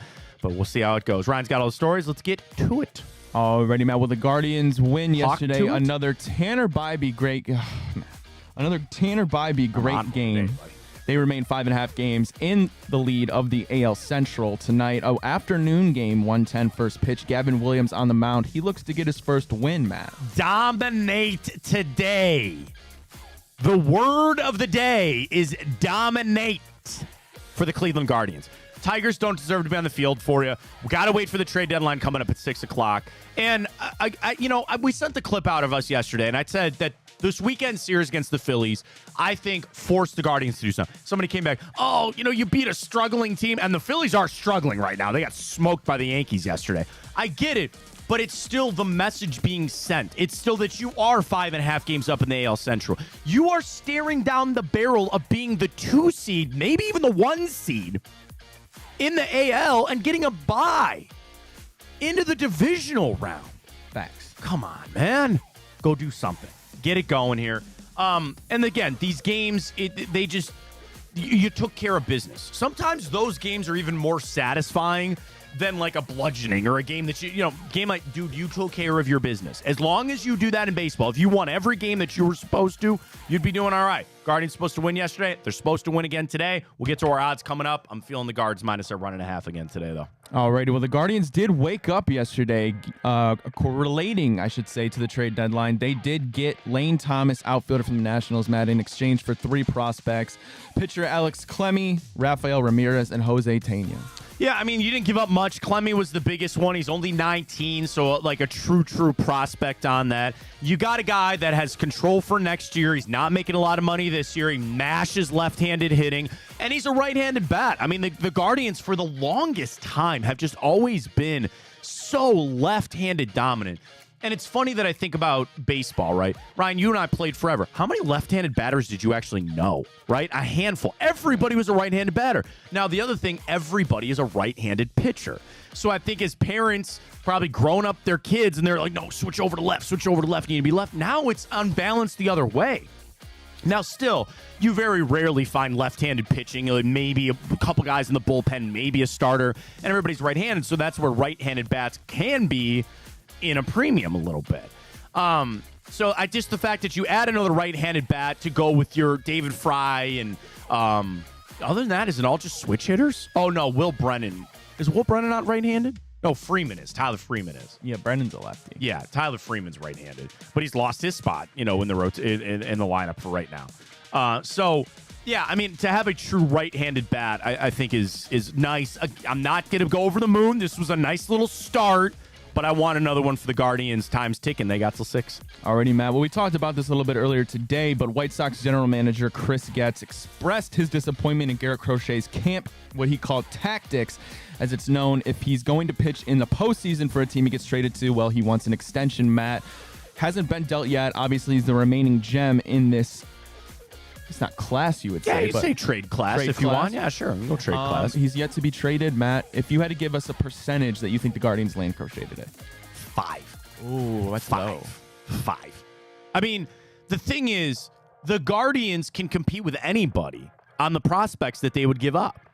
Do you just want to pull the trigger on it? They have enough and a strong enough farm system that you can make anything happen. Seriously. The question is, do you want to give them up? It's not about that you don't have what it takes. You have what it takes. Are you willing to pull the trigger? Are you willing to go all in for this season? And I hope the answer is yes. I want them to do that. But don't ever start with, well, we don't have enough. No, you have enough from a prospect standpoint. Because, Ryan, what inherently becomes the next comment? Well, are they going to pay him? And whether or not David Blitzer takes this team over or not and the influx of money there, I almost want to say we'll cross that bridge when we come to it. They can't operate that way, though. But if you're Chris Antonetti and you go to the Dolans and get David Blitzer on the phone and you go, wink, wink, should we do this? And they give you any semblance of, yeah, we'll cross that bridge on the money. Then you go call them right now, you get it done. Now, from the White Sox standpoint, how do you keep him around? Makes no sense. Like, literally. It literally you makes are sense. Atrociously bad. But also, this guy just slapped you in the face. Here they are trying to make the right moves for the organization and get them out of the hellhole that they've been in. And this guy goes, flips him the bird. I'm not playing ball with you guys, and I'm not trying to go anywhere. That would be my thing. Why does Garrett Crochet want to keep pitching for the Chicago White Sox? I don't think he does. He just. So then why is he doing this? He's probably betting someone will give him an extension. Well, but I mean, this is a trend. Whether it's dangerous or not, it's a trend in baseball. Look at all these guys that only come up for a year or two, and they're getting extensions. Bobby Witt, Julio Rodriguez, and all those other guys. He's probably feeling the same thing. Hey, man, I've done enough. Show me, give me the money. Right? When in reality, years ago, they'd be like, sit down and shut up. You'll hit arbitration. You'll be a free agent in a couple of years. Baseball is very broken from that standpoint. I think baseball is very broken. Is that Rob's fault too? No. I mean, he could fix it, but it's also just how it's been, so I don't blame him. I blame him for a lot of things, but I think baseball is very broken. And that's part of the reason that they have trouble cultivating young stars, because young stars aren't signed and beat. Now, they are now, but that's kind of against the norm. All these teams can play hardball. Go, hey, man, you still got arbitration. We're going to pay you peanuts. You ain't worth that. And guys are trying to break that trend or go against the grain, if you will. And that's a tough road to go. I understand Garrett Crochet's side of it 100%. I just think he is screwing this up really, really bad, especially for the White Sox. But that's just it. All right, well, somebody that's not screwing up, Matt, that is the women's U.S. national team. Dude, they beat Japan in the opening round, 102-76, Matt. They are now 56-0 in the Olympics since 92. They're looking to get their 8th consecutive gold medal. I mean, they are just like the men should be unstoppable. The thing about Japan, who, by the way, was the team that they beat in the gold medal match back in Tokyo, the tallest player on the Japan team was 6'1". The United States women's team have 6 players that are taller than that. Like, they out-rebounded. They doubled the rebounds of Japan. Team USA had 56 rebounds. Japan had 27. No player on the Japan team had more than 3. So, I mean, again, that's the game, and they use it to their advantage. No reason that these games should even be close. 20-plus points. Dude, they have Kelsey Plum coming off the bench for 11 minutes. Like, that's how stacked Team USA women's basketball is. And the same thing, like, we're talking about, Jason Tatum didn't even play in this game. They have no reason. Now, the men have a much hard, I wouldn't say much harder, but they have a harder path. They're facing legitimate NBA PO. Everybody's freaking out. Is Team Canada playing this morning? I saw tweets about Team Canada. I think they're playing. Are they not? July 30th results. They beat Australia 93-83. They only beat Australia by 10. RJ Barrett had 24. Shai had 16. Dylan Brooks had 16. Josh Giddey led Team Australia with 19. Dante Exum, like that Dante Exum, had 15 off the bench for the Aussies. What else is going on today? Hey! Sorry, I was looking at the Bengals' new state-of-the-art locker room. Was there some at a fridge or something that's going on with that or something? Isn't that supposed to be Jamar's money? No, it's different. All money's not the same. I won my fencing bet. Remember when I jokingly placed that fencing bet on that Team USA, America? The lady was like the second best odds. I won $12. Maybe you should stick to fencing. Maybe that's it. Today's men's basketball. Canada, Australia, France, and Japan are about to tip off, then Brazil and Germany. Soccer, the men's team's still in it. I thought we lost. Oh, I guess it's group play. Tennis, unfortunately, Coco Gauff lost. She's out. Rugby. We don't have the most gold, but we have the most medals. Oh, yeah. That's it. Well, Team USA women's rugby got smoked. They lost. They're out. Fencing today. Women's team Epi, gold and bronze. Women's team final artistic gymnastics is today. We get judo, men's air pistol, done. Surfing, both men's and women's gold and bronze medal. Today, men's 4x200 freestyle relay. The men's 800 freestyle. Oh, table tennis already is done. Dude, I was watching it this morning. Were you? The doubles? Mm-hmm. Men's doubles? Done. That's what's on the docket for today. I'm waiting for the wrestling to get going. Big wrestling fan, so there's quite a few opportunities for men and women for gold medals there. So that's it for today. I kind of like I like how the timing worked out. You know what I mean? Like, they're 6 hours ahead of us. So the trade deadline would be over, by the way, if you're in France. Or close to it. False. They'd be close. They're 6 hours ahead of us, so like you can wake up and watch, what's going on, and then I just watch. I watched the women's volleyball. We fell to China, but it was a hell of a match, and I guess we're still looking pretty good to advance out of the pool play there. But I like it because you can watch it live in the morning, and then you can get any replays of what you missed. What's the craziest event at the Summer Olympics for you? Is it the canoeing on that? Like, they have to make the rapids for them to go down. You ever see that crap? Like the like extreme kayaking? Yeah. That's new, I think. Yeah. They got to go down, and it's like how you create that is insane to me. Well, breakdancing's new, but I don't think that's crazy. I would break my neck. There's no way I could do it. But I'm just saying, like the slalom, I think is what it's called for the canoeing, is just nuts to me. Like how you create that thing, and of course everybody's freaking out about the poop in the water. They spent $1.5 billion to clean that river up, and they're still not good enough. Speaking of poop, there was a flight that had to make an emergency landing to Cleveland, I think either last night or a couple nights ago, because somebody shit themselves all over the aisle in their chair. And apparently the crew, it smelled so bad. The crew was vomiting. Yeah. Was it like an elderly person or something? Oh, I don't know. I mean, it's either that or somebody that just got hammered drunk. Which, again, why you get drunk at an airport bar at fun. $15. I love an airport beer, especially when you're leaving on a trip. It's one of the greatest cocktails / beer that you'll ever have.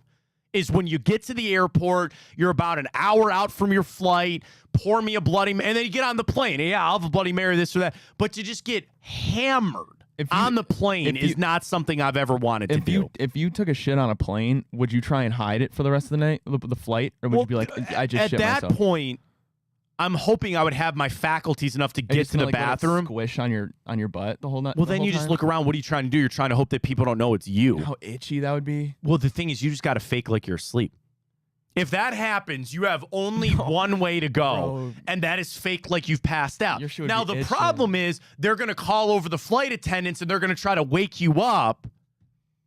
You just got to go into the bathroom and hide out, because every plane has 2 bathrooms. What you got to do? In the bathroom for 2 hours? I'm sorry. That's what you got to do. And then eventually they're going to tell you got to get out because you can't be in there when you descend. That's just bad. Everybody on the flight just looking at you. Oh, I couldn't imagine that smell. Oh, my God. And I've had smelly people on flights, man. Not poop smelly, but like BO smelly. Yeah, it's bad. We came back from Italy. That's an 8-hour flight. Ugh. And the dude sitting next to me, I think he was the air marshal. This guy, I think he also might have been a psychopath. You want to know why? 8-hour flight. Ryan, do you know what he got on the plane with? A newspaper. That's it. Yeah, he's a cop. I had to have been a cop. Yeah, a cop. Then, when they brought the meals around, he started bitching at them to get a second meal. Yeah, he had to have been the cop. Had to have been the cop. And, bro, he had a suit on. So he had a wool suit. He didn't take his jacket off. Yeah, he had a gun in there. The smell, his BO was just like, oh, my God. Terrible. And we've flown with the kids. Oh, the kid. We took our son when he was a little over 1. We took him down to South Carolina. He did fine on that flight. You know, he was quiet. We passed out little goodie bags for people. But the smell on the plane is just, by the way, did you see Southwest is getting rid of the one thing that made Southwest good? Yeah, what is that? Like you pick your seat? Pick your seat. They're getting rid of it. They want to make their money. They want to jack their prices. Oh, you want an aisle seat? You want a window seat? Just bad. I don't even, actually, it's weird. Do you know when your next flight is going to be? No. I do. We're going to go to Florida early next year. Okay. That's it. My wife's going to Vegas coming up. I'm not going. We're going to, as far as a family trip, that's going to be the next one. Because we discussed for about 2 seconds driving, and I was like, over my dead body. Yeah. I would rather suffer on a short flight than suffer on a long road trip. So it's pain in the ass. Pain in the ass. But, yeah, flying with the smell and just no good. Speaking of no good. I always do that. I never put up the thing first. That's us right there on Twitter X. Follow at Matt Fontana Show. All right, we will make the concession. If we get the NFL one today, and if we do basketball, we want to do baseball or basketball?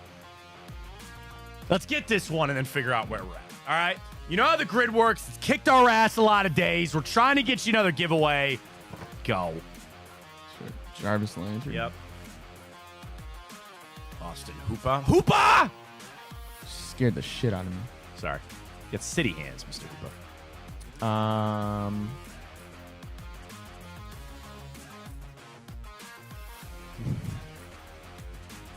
Is there an easy one? I think I have an easy one. Oh, okay. I guess Colt McCoy. Yeah, I would be right. Is that what you're going to say? That's it. Now, yeah, he doesn't work for anything else. What does it matter? All right. Dolphins 3,000-yard pass. Oh, just go Jalen Ramsey there if you want. Right? Yes. Yeah, I always say that. Like it was the Rams, right? Yeah. Yeah.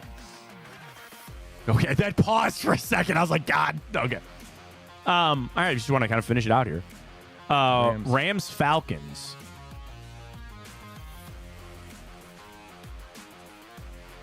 Rams Falcons. Interesting one. No quarterbacks come instantly to mind. I don't think any receivers. Running backs. Oh, Todd Gurley. Oh, yeah, good call. You're right. Good call. That's right. Well done. No running backs. So rude. All right, Rams Cardinals. Kurt Warner. Yeah, look at you go, Ryan. Well done. Now, the problem is, can you come up with a quarterback that's thrown for 3,000 yards in a season for the Cardinals? I'm assuming Carson Palmer. Palmer's got to be the answer. You know, Tua. Hawk Tua. Got to be Matt Schaub.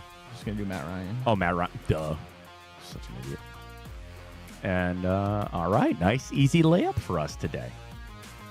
All right. Wow. Well, good thing because we needed 2. We need 2. So that's 1 in a minute 50. All right. What do you want? Wait. Do you want to look at them first and decide, or do you just want to pick and go into it? I feel better about basketball. Yeah. Yeah. Sure? Yeah. Okay. I think so. All right. Sweet talk. Speaking of basketball, by the way, I joined Danny and Nick last night for Locked On Cavs. Danny hosts that show. It's been actually, I didn't want to get into it because it really doesn't matter, but it was a year ago Sunday. I left. And here we are today. We're doing great. So happy to be here, but I haven't done a show with Danny and Nick in a year. So that's we did that for Locked On Cavs. Go check it out. Danny retweeted. I retweeted it. It'll be a lot of fun. All right. Go. All right. Bulls, Wolves. Is that Zach LaVine? Yes. Right? Correct. Okay. DeMar DeRozan. DeMar DeRozan. Correct. Michael Jordan. All right. Look at us. Look at us. All right. I'm just gonna rip some Wiggins. There you go. I'm low key hot right now. You're hot right now. I'm gonna let you cook over there. Is that? No. That's not Bogut. I don't know why I thought Kevon Looney worked there for a second. I was gonna think him or there's a forward. Festus Ezeli. I don't know if he was on the Spurs though.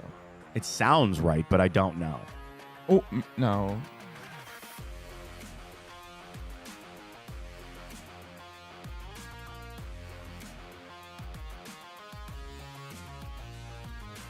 Now I can't get Festus Ezeli out of my head. Does that not work? I think it might. I don't know. All right. Jordan Poole. Yeah. 5,000 career assists for the Timberwolves. It's got to actually be. No, Garnett. I was going to say Garnett. No, that's like a longevity thing. Probably Mike Conley. Did he play in Minnesota? Yeah. Right? Yeah, he did. Are you sure? I think he's there right now. Is that where he is? I think. I was going to pull out the crazy pool. I was going to say AK-47. Kirilenko, mate. Kirilenko. No. You're thinking of him with the Jazz. Did he ever play for the Timberwolves? I thought I don't know. I thought he was Timberwolves. Mike Conley has to work. Are you sure Mike Conley works? All right, rip it. I don't have better apps. I know he was on the Wolves at one point, right? Okay, so that's all you need. Yeah, okay. Yeah. I get them and Memphis confused because I think he was. Okay. 5,000 Tony Parker. Yeah. Does John Wall have 5,000 assists? He has to. You think so? I mean, he has to. Okay, I can't think anybody else. Right. I mean, unless you go back to the Bullets, and I'm trying to think of legacy really Gilbert Arenas. Agent Zero. I mean, does Bradley Beal? Probably not. I mean, I would assume it's John Wall. I would assume. Right? I would assume he has 5,000. All right, just go with John Wall then. If that's wrong, that's we accept. Okay, all right, we're good. All right, come on. All right, Spurs. Harrison Barnes, no. I don't think he played for Spurs. Andre Iguodala was never there. No. Maurice Spates. Oh, You got it? no. Did Jarrett Jack play for the Spurs? Maybe not. That's a deep cut. Maurice I kind of Spates? like it. Or Maurice Spates? No, no, I don't think Sean Marion.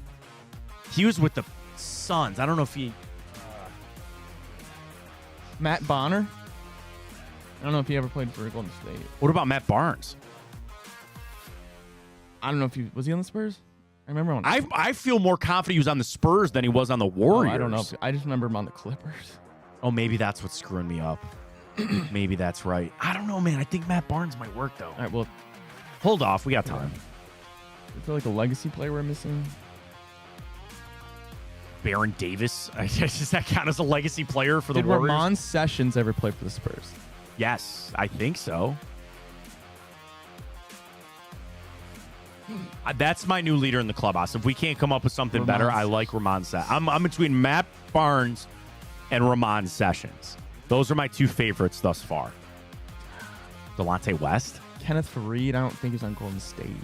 Again, that sounds right to me. No, I don't think so. No? Oh. What? Wait. Or did Chris Paul just get traded to the Spurs He this year? just got to the Damn Spurs. it. Just got to the Spurs. Just got there. Dante DiVincenzo, no. No. I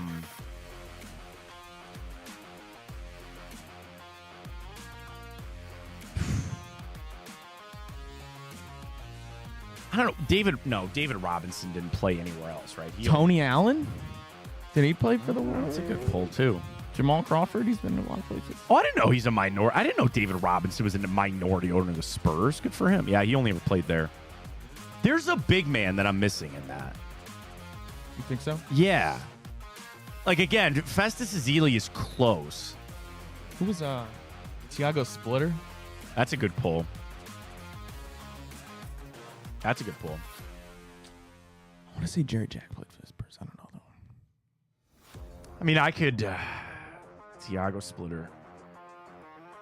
So he would not have worked, by the way. He only ever played for the Spurs. Spurs, Hawks, 76ers. Ramon Sessions. All right, which of those ones? Matt Barnes.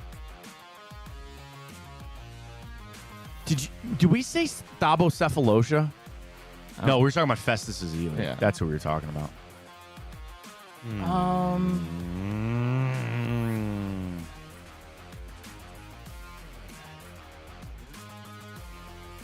I think listen. Sessions? Or Jarrett Jack? Or Baron Davis? Did Baron Davis play for the Spurs? I don't like Baron Davis in that one. I might have to go Jarrett Jack on you. I like your Jarrett Jack pull. You like Jarrett Jack more than Ramon Sessions? No, I don't. It's one of those two. And who knows? They might both work. Rip Jarrett Jack. Do it. I almost feel more comfortable Nope. Jarrett Jack. Do it. David West was the most popular.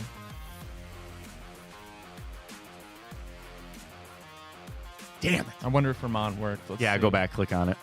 Dang it. Richard Jefferson. Marco Bellinelli. That's a good pull. Sessions obviously wouldn't have worked either, right? Michael Green. Steven Jackson. Richard Jackson. I don't see Ramon Sessions. Damn it. Well, that makes me feel better that it wouldn't have worked. Oh, well. Ramon Sessions actually never played for either of those teams. He didn't play for the Golden State? No. Oh, I must have been tripping. No, you talked me into it. I believed it. I wish the Guardians were in baseball. I believe Delonte. No, he obviously ran through that. Delonte didn't work either.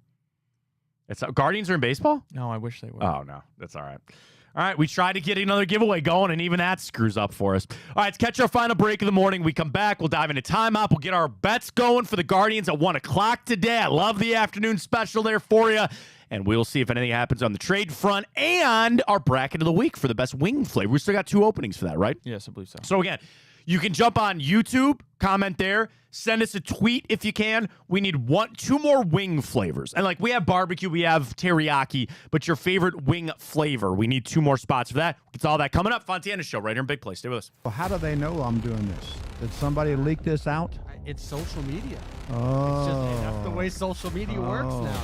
I thought maybe you were just running that yap.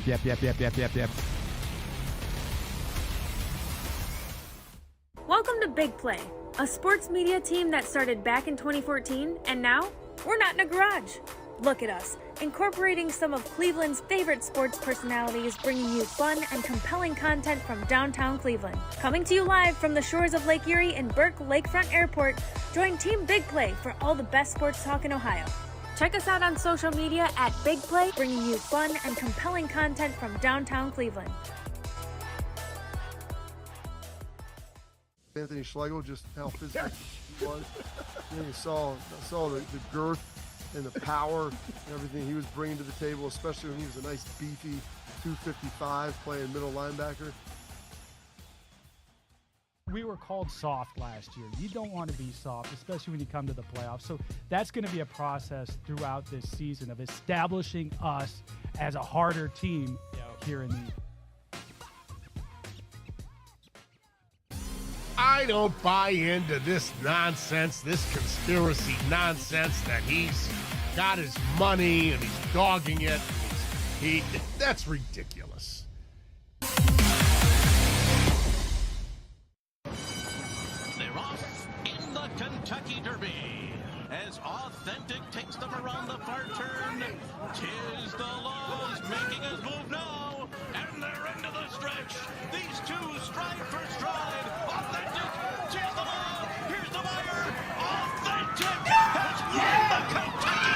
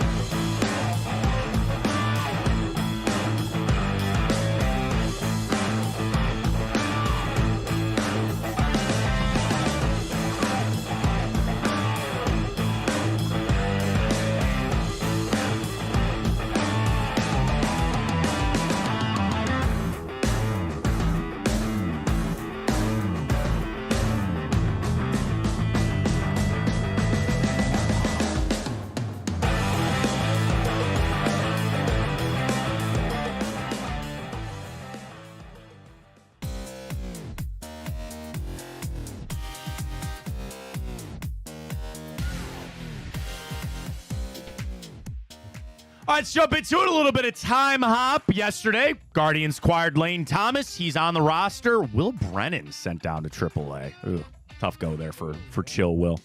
That sucks, man. I actually thought he was playing well for a good chunk of the season, but it's go time. We got to go, and I need another trade from them today. We'll see what happens with the Guardians, but we look back and including some trades from them in the past. We head on back. We call it Time Up, 30th of July. What happened this day? Let me tell you, including 4 years ago today. I don't want to say in the height of the pandemic. Real quick, Lane Thomas batting second today, starting in right field. Nice. Let's go. Got to put him in our parlay today. Right? Right? Yeah, got to. Is he already up? All right, let me do time up. I'll get to that in a second. Stand by. All right, 4 years ago today, you lived through the pandemic, as I did. What would you say was the height of the pandemic? Because I actually think it was like June, July of 2020. You know what I mean? Like when it first started, you know what? May sucked ass. May was really bad because it was new enough that nobody knew anything and everybody, I don't know. Because this day, 2020, the SEC announced that they're going to play a conference-only 10-game football schedule to try to get some football in the fall. And I sent a tweet out that day. I go, are we even going to get football this fall? And Ohio State, remember Justin Fields really championing that cause of getting football in? You didn't play the Michigan game? You know, had your conference championship, all that kind of crap. The fact that we got any football. And also at the NFL, they kind of took the right stance. They were like, we are playing these games. You do what you need to do at the facility to keep people safe. If you got a quarterback we'll play a game on a Tuesday like we had to. But they took the stance. We're going to play these games come hell or high water, and they did. So the SEC this day 2020 announced they would play a conference-only 10-game schedule. Speaking of big trades, this day 2011, Indians get Ubaldo Jimenez. They send Drew Pomeranz and Alex White and Matt McBride to the Rockies to get Ubaldo in. He didn't really pay off in 2011, but that trade kind of paid off in, was it 2013 when we made the playoffs when he was here? The wild card? Yeah, the wild card. Danny Salazar having to start that game against the Rays. Remember that? That's crazy, man. But, that was a trade. You gave up top prospects to go get the best pitching. Can they do that again 13 years later? We'll find out. Speaking of one of the best, this day 2003, NHL draft. Sid the Kid goes number 1. Sidney Crosby goes to... It's kind of shocking he's still playing. An all right career. I'd say so. Oh, wait, 2003. Am I off? Wait a minute here. No. What the hell? What year was Sidney Crosby? Sure wasn't like 2013. It might have been. He's only 36. It had to. Yeah. 05. I'm sorry. 05 Still was the draft. 2005. Make sure it was this day. Yeah, it was this day. Sorry, 2005. I was off. Hang on, stand by. I just saw it this morning, so I was a little off on adding it. All right, Sidney Crosby goes number 1. Bobby Ryan 2. Jack Johnson, back with the Blue Jackets, goes 3. Carey Price in the first round. But, yeah, I would say he's turned in an all right career there. This day, 1996, Sublime releases their self-titled album, What I Got, Santeria, Wrong Way, and Doing Time. All off that. It always makes me think of, is it Dave Mirra's BMX? Or Tony Hawk Pro Skater. One of them had What I Got. No, it was Dave Mirra. It was Dave Mirra BMX. The video game had What I Got on it. And just riding around doing great. I've seen Sublime, obviously not with Bradley Noel because he passed away. What's the best skateboarding game of all time? Tony Hawk. Is there another answer? Right, but so mine is Tony Hawk's American Wasteland. Oh, well, I'm old enough that I would say Tony Hawk's Pro Skater 2 would be it. I mean, it's just like such a niche thing. Like, I know there's Skate, like all those other ones, but dude, Tony Hawk was so much fun. Dave Mirra BMX was awesome, too. Good times, man. But Sublime, this day 1996. This day 1976, Bruce Jenner set the world record in the decathlon. If you had to do the decathlon, which event do you think you do the best in? Definitely not swimming. I don't think that's in it. That's not in the decathlon. Oh, what is the decathlon? All right, the decathlon is... how's there not swimming? Because it's only track and field. Oh. 100-meter dash, long jump, shot put, high jump, the 400 meters is day 1. Day 2, 110 hurdles, discus, pole vault, javelin, 1,500 meters. None of the above. There's one. You got to do one that you think you'd be the best at. Shot put, I'd probably say the javelin. I think that'd be pretty cool. But again, just in the first day, you have to do the 100-meter dash, long jump, shot put, high jump, 400-meter. Day 2, 100-meter hurdles, discus, pole vault, javelin, 1,500 meters. Isn't that the mile? Oh, it's 1.5 kilometers, 15/16 of a mile on the 1,500 meters. So there you go. We head on back to this day, 1975. Jimmy Hoffa disappeared. There's all these guys that come out now like, I was there. We burned him in a field. Put him in a car. Set it on fire in a field. People say you got put in a car and it was like crushed. Yeah, that he was buried at the 10-yard line of MetLife Stadium now or whatever. I've asked this question before. If you could have one thing solved for you, like if you could get into a time machine and they say, we'll take you back to any place at any time, what event would you want the real answer to? Jimmy Hoffa's disappearance, JFK. I've got a weird one. Did you watch Making a Murder on Netflix? Stephen Avery? No, but I know. It was a huge thing. That might be it for me. That's JonBenet Ramsey. You ever watch those documentaries? I think the brother did. That's a good question. I don't know what I would If you can get the true answer to any conspiracy theory, or not even conspiracy theory, like, again, what actually happened? Which is it? It's all coming out now about the Trump thing. They saw that kid 90 minutes before he actually took the shot. What the hell were they doing? Probably, I'm not saying it wasn't real, but 9/11. Like if I could know for sure, because you know how it's an inside job. People say. Well, how the towers fell and all that kind of stuff. Yeah, I mean, I don't subscribe to that, but sure. That's why I made sure to say that. I get it. I get where you're coming from. This day, 1948, the Indians beat the Red Sox 8-7 for their 25th win in a single month. That set a club record. So even if they played every day in July, at worst they went 25-6 in the month of July. It's pretty impressive. You obviously know Jaws, and I love Jaws. Quint gave the Indianapolis speech. It was torpedoed this day, 1945. There are historical inaccuracies in Robert Shaw's speech in Jaws about it, and one of them was the date that it was torpedoed this day, 1945, coming back after delivering the bomb. Very happy birthday goes out to Bud Selig, Terry Crews, Hope Solo, Christopher Nolan, your guy, Lawrence Fishburne, Lisa Kudrow, Henry Ford, and Mr. Arnold Schwarzenegger. When you think of Arnold, what's the first movie you think of? Predator. Terminator, Predator, Jingle All the Way. It's probably it. You ever watch that documentary Pumpin' Iron? Dude, the amount of steroids, it's free. You can go watch it on like YouTube and stuff. The amount of freaking steroids that he was on was insane. Oh, Total Recall. You ever see that? No. Not the remake with Colin Farrell. That one sucked. The Governor of California, man. Can you believe that? Insane. Arnold Schwarzenegger filmography. Conan the Barbarian, Terminator, Commando, Predator, Running Man, Twins, Total Recall, Kindergarten Cop, Terminator 2, Last Action Hero, True Lies, great flick, Eraser, Jingle All the Way, Batman and Robin, Expendables.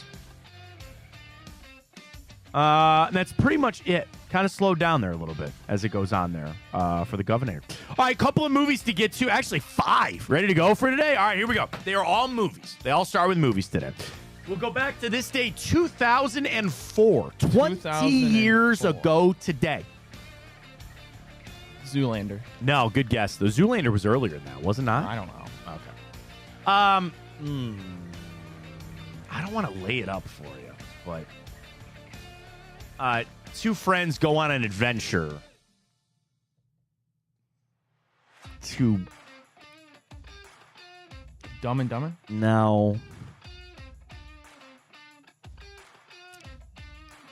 A Buddy Stoner comedy. Pineapple Express? No, good pull, though, but no. Two buddies go on a journey to help their appetite. Oh my gosh. They go to White Castle. Yeah, that's right. Cal Penn is one, yeah. And Harold. Harold and Kumar go to White Castle, which is correct. Good White movie. Castle's Good movie. fine. Good movie. Where's the nearest White Castle to us, by the way? Ew. You don't like White Castle? Slop. It's not as bad as Skyline. Then there is the nearest White Castle. You're gonna have to go down to Columbus. Yeah, it's all over Detroit. They're all over Detroit. We got nothing, man. We have to go down to Columbus. That's crazy. That sucks. But yes, Harold and Kumar go to White Castle this day, 2004.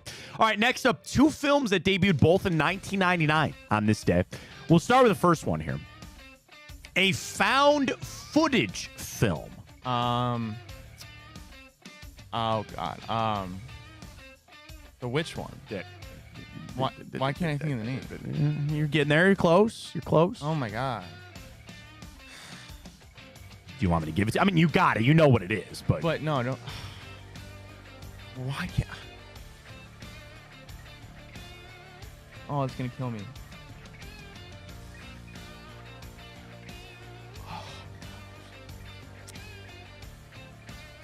I sit here all day. Well, at least for the next 17 minutes. Why can't I think of the name? I'm so scared. I guess I don't think that really helps you, but you give up? Give me a hint. Blair Witch Project. Blair Witch. You had the witch. You knew what it was. You just couldn't think of Blair Witch. Craziest thing, right? The film had a limited release on July 14th before expanding wider this day in 1999. The film production started with principal photography in Maryland for 8 days. They shot 20 hours of footage, which was edited down to 82 minutes. Shot on an original budget of $35,000 to $60,000. A final cost of anywhere between $200,000 and $750,000 after post-production edits. It was bought by Artisan Entertainment, distribution rights for $1.1 million. Ryan, it made $250 million in the box office on a found footage of film students set out to produce a documentary about the mythical Blair Witch. And obviously, I remember when that movie came out and people actually thought it was real. Same thing with Paranormal Activity. I love Paranormal Activity. I think that is such a creepy, good horror movie. But again, you can't really you can't deny Blair Witch Project, man. That was, I don't even know anybody that was in. Again, nobody did that movie, right? Heather Donahue, Michael Williams, and Josh Leonard. Nothing. They made this movie, and look at them today with the Blair Witch Project. Then they try to they tried to make sequels of that. How do you recreate that, man? There's no way. But they say that the film is credited with reviving found footage technique that was later used in Paranormal Activity and Cloverfield. I've never actually seen Cloverfield. I haven't either. Yeah, I've heard good things, but Paranormal Activity is so good. All right, other film from this day, 1999. The movie revolves around cold feet. And if you would say that you get cold feet about something, it's usually related to a certain life event.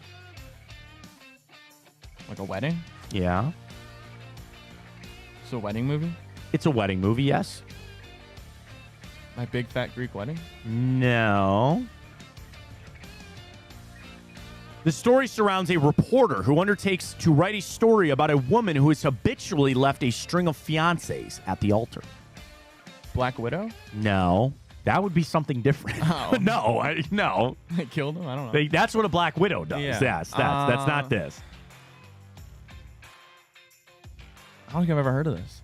Runaway Bride. Oh, no. Richard Gere and Julia Roberts, which again, they did Pretty Woman. This is their second one, so to speak, together in 1999. Maggie Carpenter's a spirited, attractive young woman who has a number of unsuccessful relationships and has left a trio of fiancés at the altar on their wedding day, earning local notoriety as the Runaway Bride. And then Richard Gere comes in to try to write a story about it. Is he end up marrying her? I've never seen the movie. I'm sure assuming that's so. what I'm happens, assuming that's how it goes, but you never know. All right, we go back to another horror film to a point that came out this day, 1972. This is a psychological thriller film. I want to give you the actors, but it might give it away. Clockwork Orange? No. Good pull, but no. I also think in 1972, which is a good call, but it's not that. Put it this way, an ensemble of cast. A critical and box office success, this film earned 3 Academy Awards. It's known... Silence of the Lambs? No, a little early for that.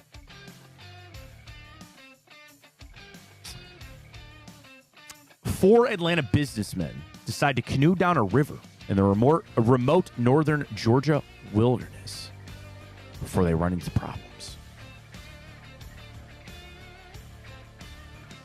Mystic River? No. It's not so much about the river, so to speak.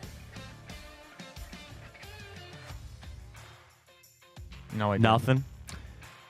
John Voight, Burt Reynolds, Ned Beatty, and Ronnie Cox all star in this movie as the 4 friends that go down this river, and they run into a family. Deliverance. You ever heard of Deliverance? No. So the scene out of that movie that is like there's a brutal rape scene in that movie, and they run into so again they're just going down the river. They run into backwoods people, you know what I mean, and then they just have to fight them off and all that kind of stuff. They're tormenting them, and there's a pretty bad scene. There's a pretty bad scene in that movie, but it still is in the National Film Registry of the Library of Congress, and again won multiple Academy Awards. Deliverance, this day, 1972. We rounded out, Ryan. This day, 1966. This is a movie that was based off of a very popular television show of the 60s. Another ensemble cast including... What year again? 66. This was a movie in 66 that was based off a TV show? The TV show, they made this movie based... So the television show was running, it was super popular, and they go, we're going to make a movie. We're going to make a movie based off this TV show. The A-Team? No. Kind of going down the right path here. A little bit. This is another very... A-Team, I think, was the 70s. So you're a little bit late for that. So in the 60s, uber popular television show. I don't want to just give this away to you, but... and it's the first one that the entire Rogue Gallery is involved in this. Who'd you say has a Rogue Gallery? A Rogue Gallery? Of villains. Right, I was like the Suicide Squad? No. Yeah, again, we're getting there. Rogue Gallery. We're getting there. We're taking some steps here. So it has supervillains? Yeah, all the villains. 4 main ones, but they're all in the TV show and they all show up for this movie. 4 villains. I think you're overthinking this. We're getting there. What do you mean? We're getting there. I think you're overthinking it now. So it's like a superhero show? Yeah. No, how early? 60s. So like a Superman or something? No. Batman? Thank you. Batman. Oh. You've never seen 1966 Batman with Adam West? No. What?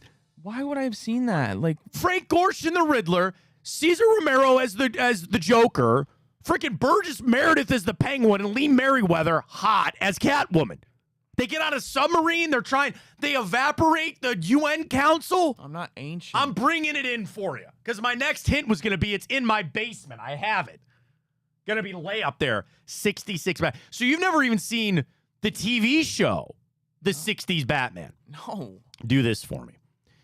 Go home. Find out if you have the television channel Heroes and Icons. There's a TV channel called Heroes and Icons. Okay. And all they play is old, like they play the A-Team. They play Bonanza. They play a whole bunch of stuff. On the weekends, I think at 10 o'clock, 9 or 10 o'clock, they play 2 episodes of 60s Batman, followed by Wonder Woman, Superman. They're all in there. And you get to, Adam West, right? Yes. He played Batman. So they did the show, and the show was obviously wildly popular. So they said, all right, let's make a movie. So they made the movie. They brought all the Rogue Gallery into it. Awesome. I love it. It's so because that's the bang and pow and what, you know what I mean? Like when they fight and they beat each other up. The whole thing is the villains. There's like an important UN Council thing that's going on. And they kidnap a guy that has made a prototype dehydrator.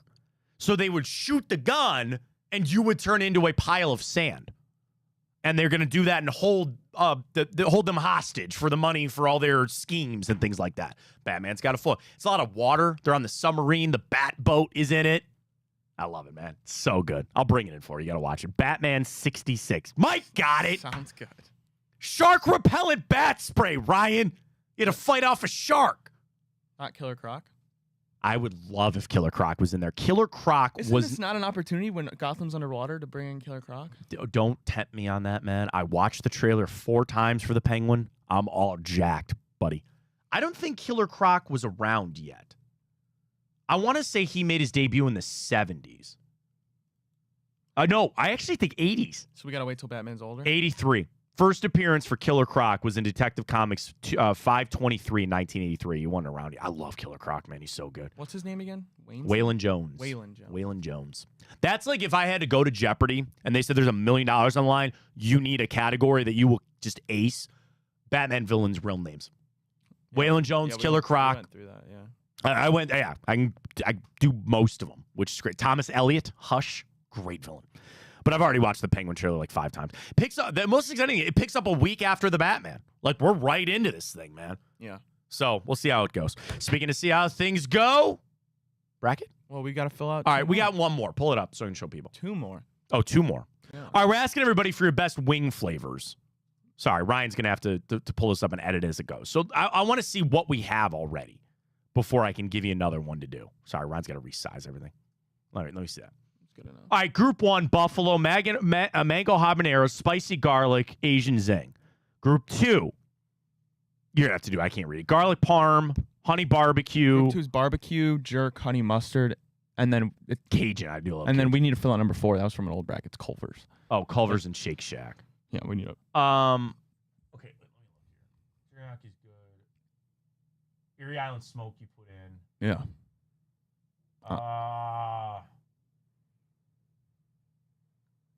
Man. Chicken wing flavors. I already Googled this. Does plain count? Who gets plain wings? What kind of psycho are you? All right, this is from wingaddicts.com. I didn't know this was a website. They only give you 10 though, right? Oh, you already looked through it. Yeah. All right. Yeah, you already got the 10 off there. All right, there you go. Sriracha? Is that one? Fire? Do you just want to put fire? Sure. Put fire in there because I'm assuming that's just like a hot one. We should have done that for Tuesday. Ranch or blue cheese? You know where I stand on that. Ew. Blue cheese is disgusting. Oh, you know what? We've had that discussion, I think. Yeah. And then one more.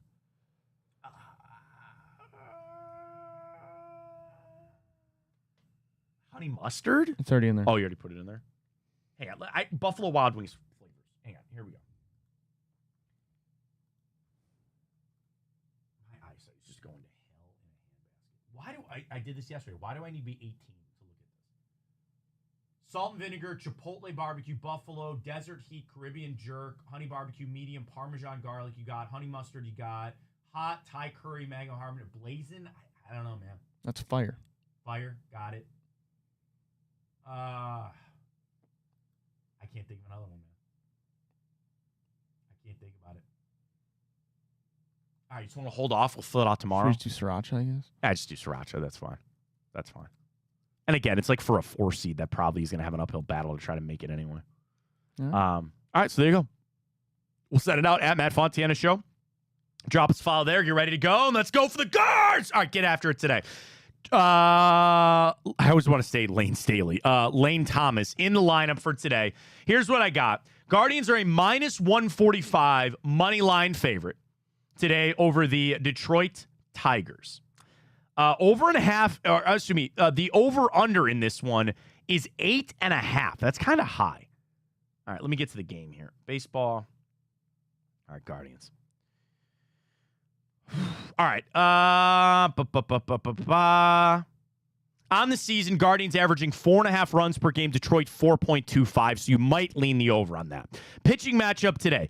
Gavin Williams, 0-2 in his last 3 starts, but he's had 9, 5, and 2 strikeouts in his last 3. So 16 over his last 3. I think I'm going to take him 4 strikeouts on a nice little easy one, and he's only given up 7 runs over his last 3 starts. Who the hell's pitching for them? Do we even know? I don't have it on this. Strikeouts. Tyler Holton. Another bullpen day for them. All right. Trends here.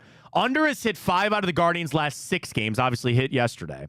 5-2 straight up in their last 6. But the under has hit 6 out of their last 7 games on the road. But the over has hit 4 out of their last 5 games up there on Comerica. Here's just for you, Ryan. Guardians are 9-1 straight up in their last 10 games on a Tuesday. And 5-0 in their last 5 games on a Tuesday when playing on the road. There you have it. Guardians.